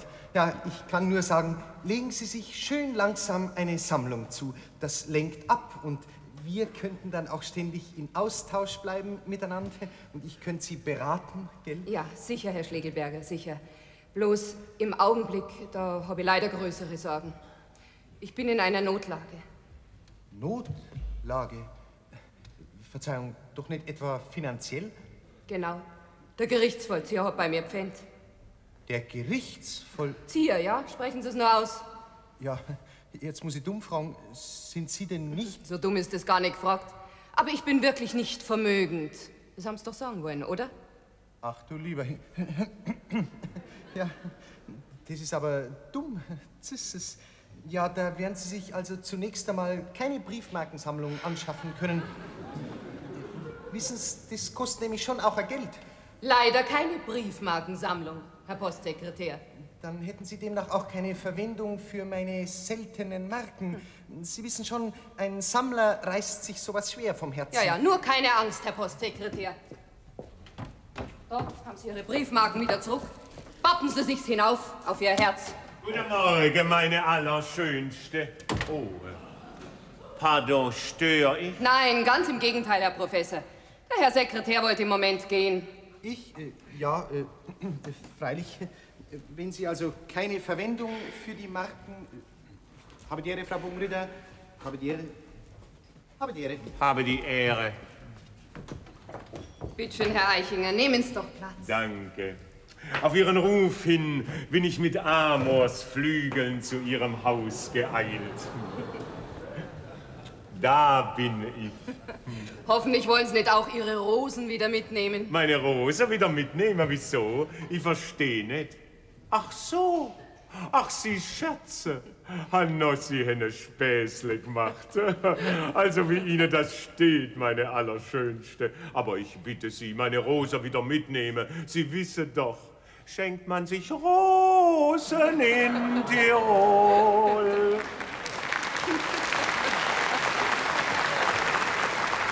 Weiß man, was das bedeutet? Ja. Also, jetzt habe ich leider ein bisschen zu hoch angefangen, gell? Ja. Und leider sind wir auch nicht in Tirol, Herr Professor, sondern in Burgberg. Und da sitzt jetzt eine gewisse verwitwete Wally Bogenrieder. Für mich die allerschönste Frau von der Welt. Und die allerschönste Frau der Welt ist heute früh gepfändet worden.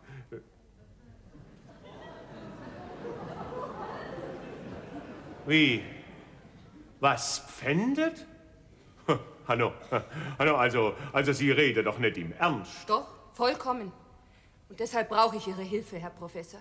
Und bitte Sie allen Ernstes, mir bitte mit 500 Mark auszuhelfen. Toll.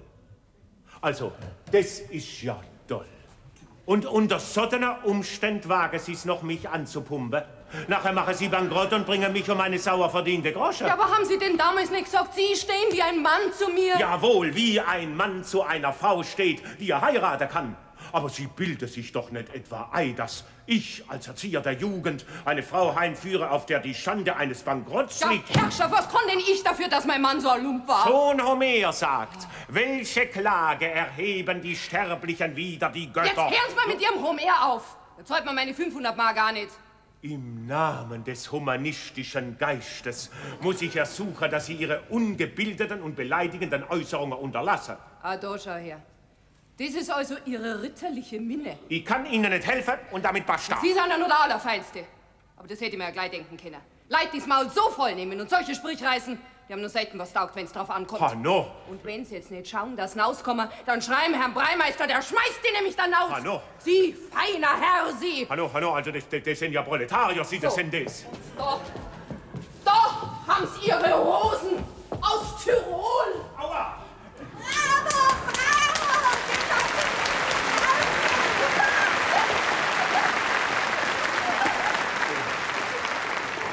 Verzeihung, mein Hut.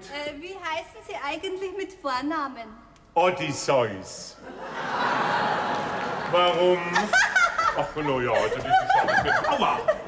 Zudem schicken wir meine Kinder nicht in Schule. Übrigens, der Herr Ranzinger wollte noch mal zu Ihnen. Passt? Ja. Herr Ranzinger, kommen Sie rein, jetzt passt's. Entschuldigen Sie, Frau Bogenrieder. Also das Käsebrot hätten Sie jetzt nicht auf einem Mundneichchen brauchen, das hätte Ihnen keiner genommen. Was man hat, das hat man. Hm? Ja, bloß ich hab nix. Aber ganz im Gegenteil, Frau Bogenrieder. Jetzt tun wir die Wapperl wieder runter. Was, wieso? Na, weil die Geschichte erledigt ist, die Forderung ist bezahlt. Der Herr Breimeister hat mir's gerade erklärt. Das Geld war natürlich da. Was, das war da? Ja, er hat mir schon ausbezahlt. Da ist der Beleg, Frau Bogenrieder. Und jetzt löse ich die Wapperl gleich ab. Und wenn Sie wieder einmal was brauchen... Ich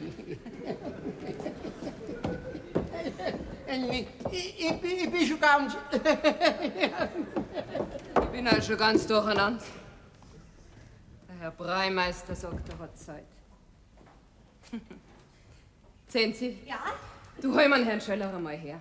An Herrn Sebastian, gern. Herr Breimeister! Ihr Typ wird verlangt. Zenzi. Frau Bogenrieder? Sie haben also die 500 Mark für mich ausgelegt. Ja, es war das Beste so. Hoffentlich kriegen Sie es auch wieder. Da habe ich keine Angst. Jetzt ist mir auf einmal ganz leicht. Dann danke Ihnen heute. von Herzen. Sagen Sie jetzt ja nicht. Nix zum Dank, oder? Das hat leicht sein können. Oder irgend sowas Dummes. Herrschaft, dass einer jetzt nicht um ein Haus fallen kann, wo Sie mir gerade 500 Mark liehen haben, das sehen Sie doch wohl ein. Okay, wer denkt denn an sowas? Ja, Sie nicht, aber ich vielleicht.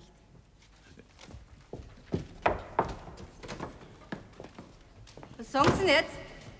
Wie man's macht, ist falsch. Also wir sie's mal auch schon.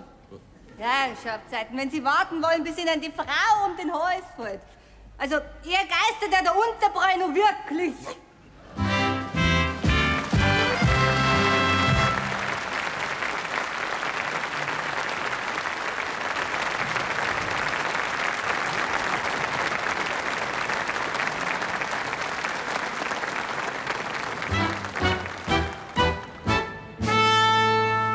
Entschuldigen Sie, ich hätte da eine Frage.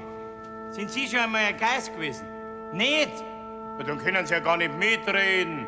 In jeder Nacht der Geisterstund, das bringt dich seelisch auf den Hund. Der Vollmond scheint, der Hofhund kläfft. Das Geistern ist ein kreisliches Geschäft. Man rumpelt hin und rumpelt her, haut sich den Kopf an kreuz und quer. Solange man noch einen Körper hat, ist man als Gespenst noch nicht auf Draht. Drum sag ich jetzt ganz allgemein, man muss als Geist geboren sein. Aber wer wird schon als Geist geboren? Unter 1000 vielleicht höchstens einer, höchstens. Wenn ich so könnte, als wie ich möchte, dann wär das Geistern gar nicht schlecht. Die Witwe stolz und regelsam, die brächt ich mit dem Wastel zusammen. Er müsst aufs Hirn einen Schlägel kriegen und um den Hals müsst sie ihm fliegen und auch kein Mensch hätt am Beweis. Wenn ich als Gespinst die Wechsel zerreiß, könnt ich durchs Schlüsselloch hinein. Man müsst als Geist geboren sein.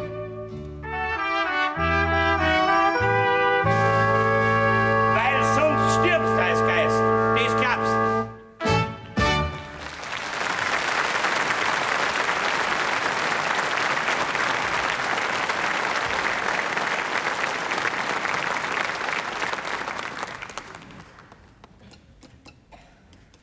Um 5 macht 8. Das sind jetzt haben 8.586. Dagegen soll 14.992. Also mit dem soll und haben, da werde ich noch ganz narrisch. Ein Geld sollte man halt haben. Guten Abend. Ah, du, grüß dich. Grüß dich. Und? Wie schaut's aus? Wie steht der ganze Fall? Ja, jeden Augenblick werden die Hauptgläubiger da sein. Du, wenn's heute nicht nachgeben, ist alles hin. Teufel. Naja, mit der Blutsgeisterei geht uns kein Mensch mehr in die Wirtschaft rein. Was? Ja, mir hat die Geisterei gleich nicht gefallen. No, jetzt hörst du aber auf. Sind vielleicht die Nebenbuller nicht alle weggeblieben? Ja, schon. Ja, und ist die Frau Walle nicht auf einmal ganz anders zu dir? Ja, das ist im Moment der einzige Lichtblick. Ja, und? Kannst du nicht heute noch Unterbrei werden, wenn du willst? Ja, heute gerade noch. Na, also. Mensch, siehst du's? Okay. Ich möchte doch ein schönes Leben machen. Und wie kann ich das mit einer Brauerei in Konkurs? Ja, da hast du auch wieder recht.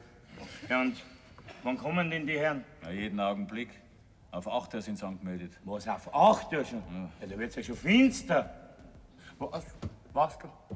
Ich glaube, allerweil muss jetzt rauf an den Dachboden und in mein Geistergewandel rein und Rumoren anfangen, wenn die Herren Gläubiger da sind. Okay. Der Brei kann doch nicht abends um 8 Uhr schon geistern. Bastel, wenn's ums Geschäft geht, dann geistert ein Bräu auch um 8. Verstehst? Ja. Jetzt pass einmal auf. Du, jetzt macht man da das Fenster auf. Und wenn's recht bockbeinig werden, die Gläubiger, verstehst? Dann beschwörst du da hinaus mit erhobener Stimme den Geist. Ich mache einen Dachboden um die Luken auf und wenn ich deine Stimme höre, dann fange ich zum Rumoren an. Wer singt, das hilft. Ja, schon. Ja, freilich, selbstverständlich. Und wenn's das mal nichts nutzt, dann lasse ich mich eingraben, so wie ich bin. Verstehst? Ja. Und wenn's dann einmal verheiratet bist und es ist einmal recht gemütlich und das Geschäft steht wieder auf Hochglanz da, verstehst du? Dann gestehst du einfach den ganzen Schwindel ein. Wer singt die Gaudi, macht deine Brauerei weit und breit berühmt. Und die Leute werden nicht mehr sagen zum Unterbräu, sondern zum Geisterbräu. Jetzt hörst du aber auf. Und heute wird zum letzten Mal gegeistert. Und weißt du, was du noch tust? Reisig haust den Kamin ein, dass die Teufel zum Kamin ausfahren. Jawohl, reisig in den Kamin und hinaus. Und jetzt verschwindet. Jawohl. Du, ich glaube, deine Versammlung ist jetzt schon im Anmarsch.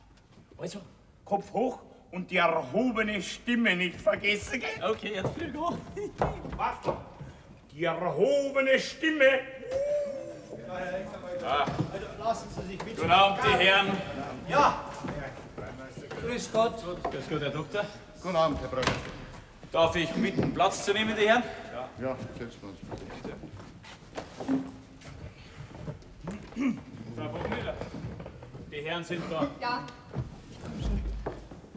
Nein, wir lassen uns nein. So. Guten Abend, meine Herren. Ja, guten Abend. Darf ich Ihnen was anbieten? Ja, gern. Nein, danke. Unsere Aussprache wird kurz sein. Tja, Frau Bogenrieder, wir 4 sind in der gestrigen Gläubigerversammlung zur Verhandlung autorisiert worden.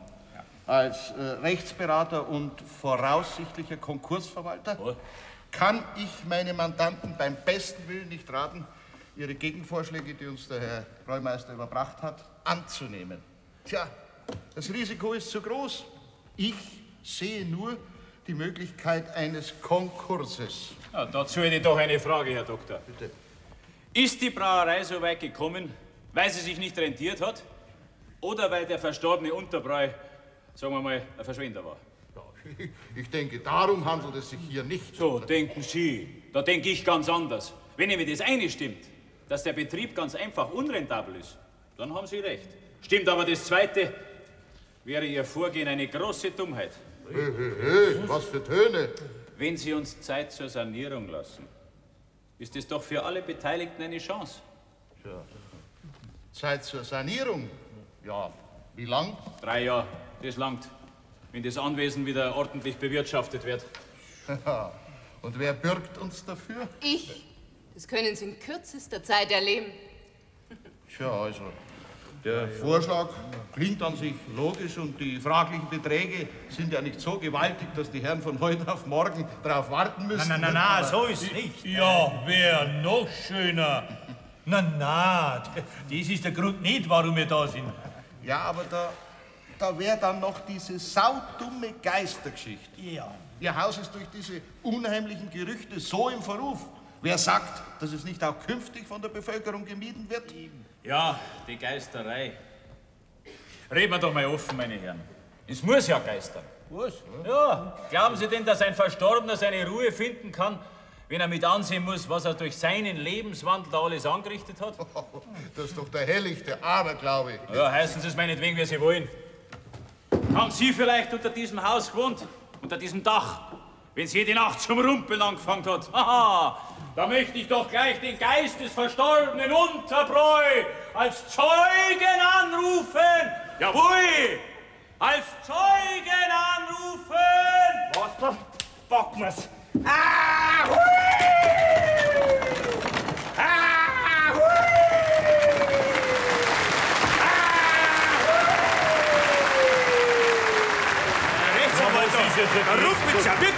Ruhe, bitte, meine Herren! Ruhe bewahren!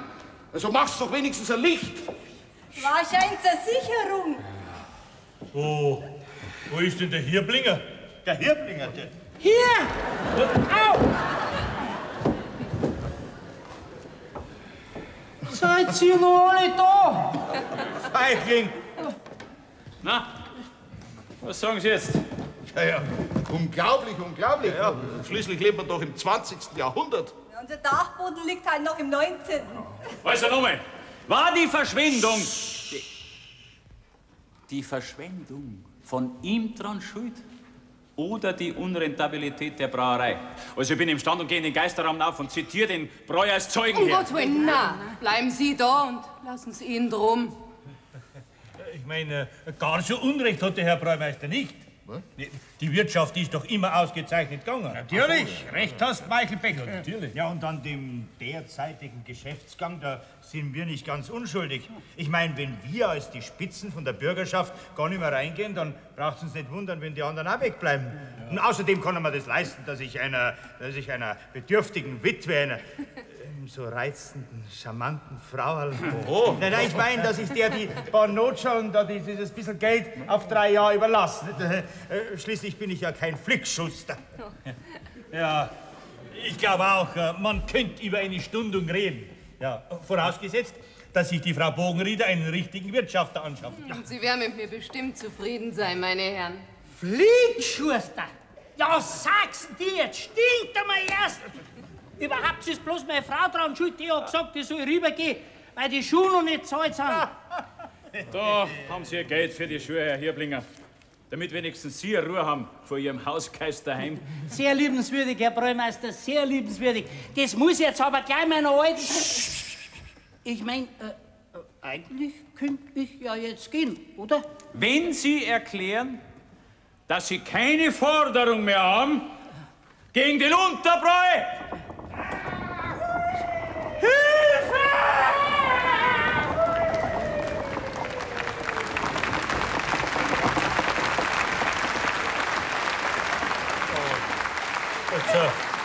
Jetzt könnt ihr aber schon langsam aufhören. Ja, das, meine Herren, glaube ich, kann ich Ihnen versprechen.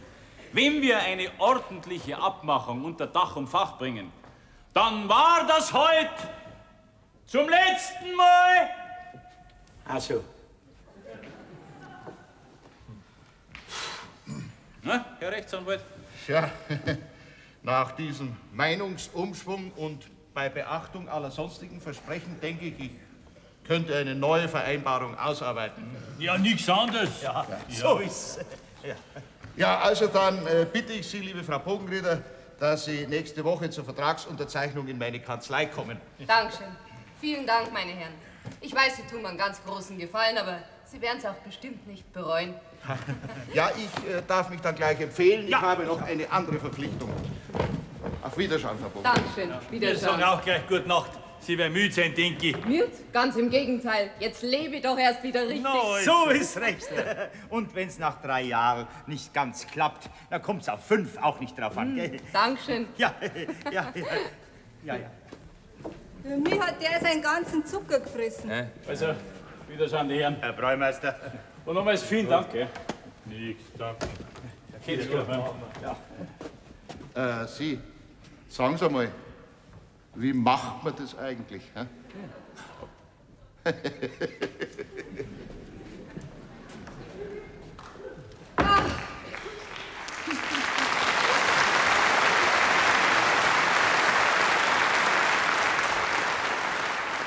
Schön. Hallo. Hallo. Hä? Warum sagen Sie jetzt gar nichts mehr? Und haben zuerst so viel geredet. Ich denk, Was? ich hab gestern in der Schmieden unter altem Eisen und Gerümpel ein schmiedeeisernes Wirtshausschild gefunden. Eine schöne alte Handarbeit. Und in der Mitte ein goldener Stern und drunter die Jahreszahl 1632. Das kenne ich gar nicht. Hat das einmal zu unserem Haus gehört? Ja, wie ich als Bräumeister da eingestanden bin, da ist noch über dem Torbogen gehängt.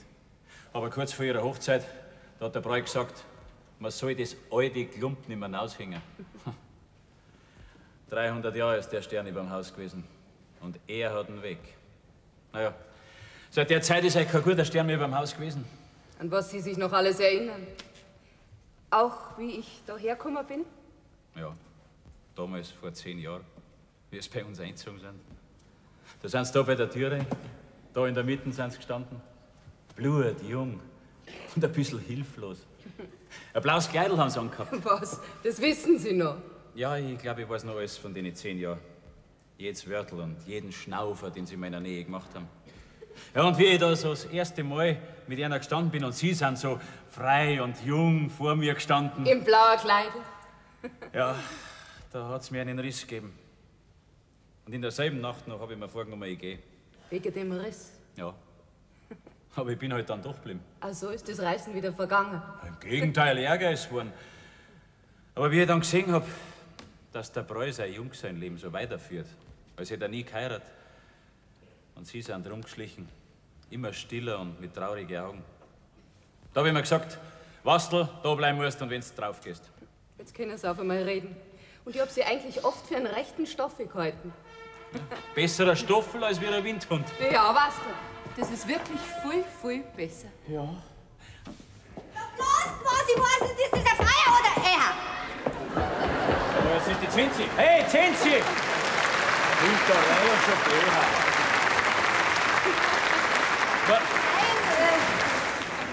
War gar nichts, nur nicht stören lassen. Komm, was soll's, jetzt tu doch nicht so.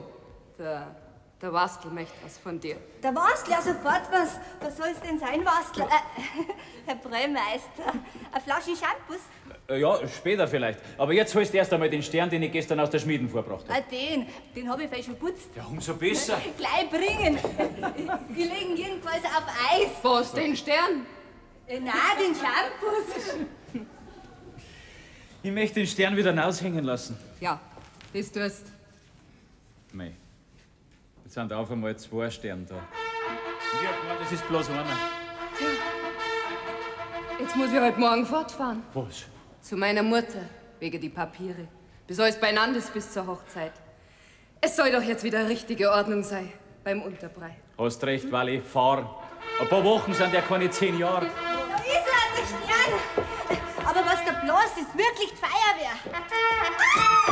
Die kommen ja zu uns. Warum verkleiden sich denn die Herren zum Abendjobben? Maskenball ist mir ins Keller. Ja, brennst im Bereich, nicht? Die alte Raunerin hat gesagt, dass bei euch die glühenden Teufel zum Dachboden aus- und einfahren. Und dass diese Teufelin Lola mit ihren brennenden Augen auf dem Getreideboden rumzischelt. Ja. Auf die wäre eher neugierig, der alte Depp. Dann habe ich wegen Feuersgefahr Bereitschaft angeordnet. Ja, wenn das ein falscher Alarm war, dann sollte wenigstens ein Massel Freibier rausspringen, wo ich extra meine Uniform angelegt habe.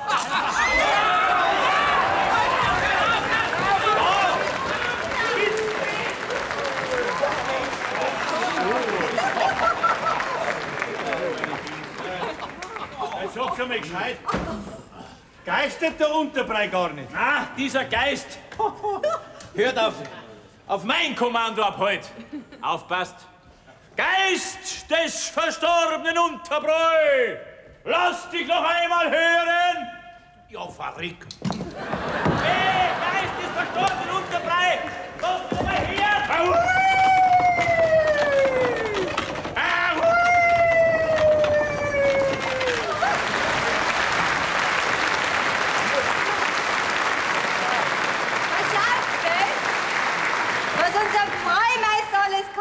Was? Du? War das alles? Das ist ein bisschen Pumpen. Gell? Deshalb hätt's nicht ausrücken brauchen.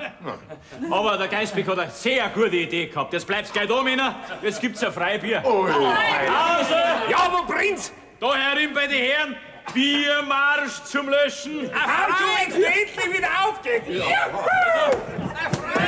Platz nehmen die Herren. Ich denke, meine Herren, wir nehmen die Einladung dankend an. Ja, dann danken wir halt auch. Ja, ich hab mir's ja gleich gedacht, dass ihr als tapfere Feuerwehrleute den Geist nicht fürchten werdet.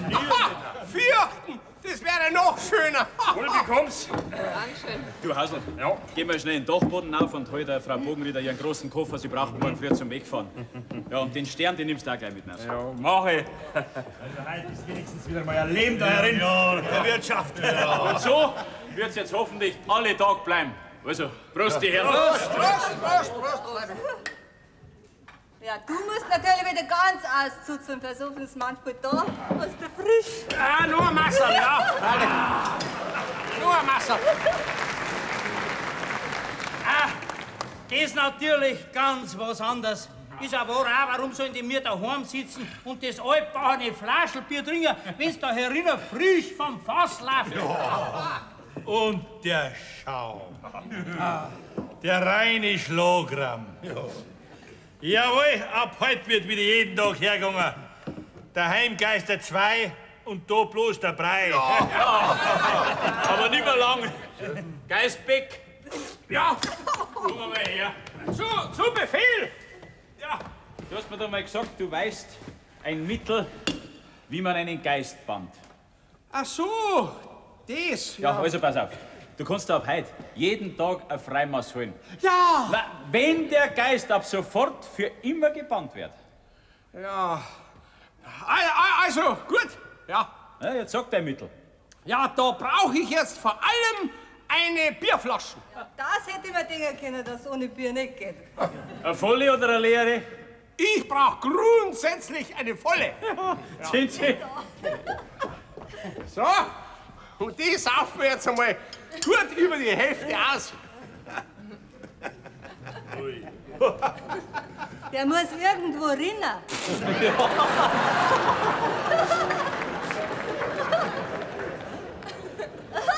Tropft schon durch. So, und mit dieser halbvollen Flasche, da muss jetzt einer aufs Dach hinauf und auf den Geist warten. Dabei die andere Hälfte aussaugen. Hast denn du gar keine Ehrfurcht vor die Geister, ha? Nein, vor die Deinen nicht. So ein Geist von einem Brei hat naturgemäß Durst. Nicht?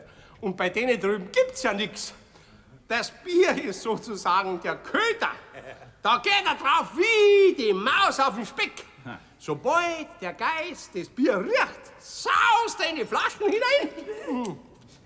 Und dann wird zugemacht und gefangen ist er. Aha, und wer macht das? Ich, damit die Gaudi endlich aufhört. Um Gottes Willen, Wastel, na komm. Keine Angst. Heute habe ich einen guten Stern. Also, gute Unterhaltung, meine Herren. Wer hat er schneit? Mehr da schon wie du. Ja.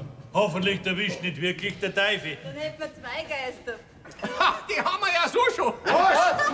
Nein, ich hab gemeint, ob er vielleicht schon droben ist, nicht? Doch.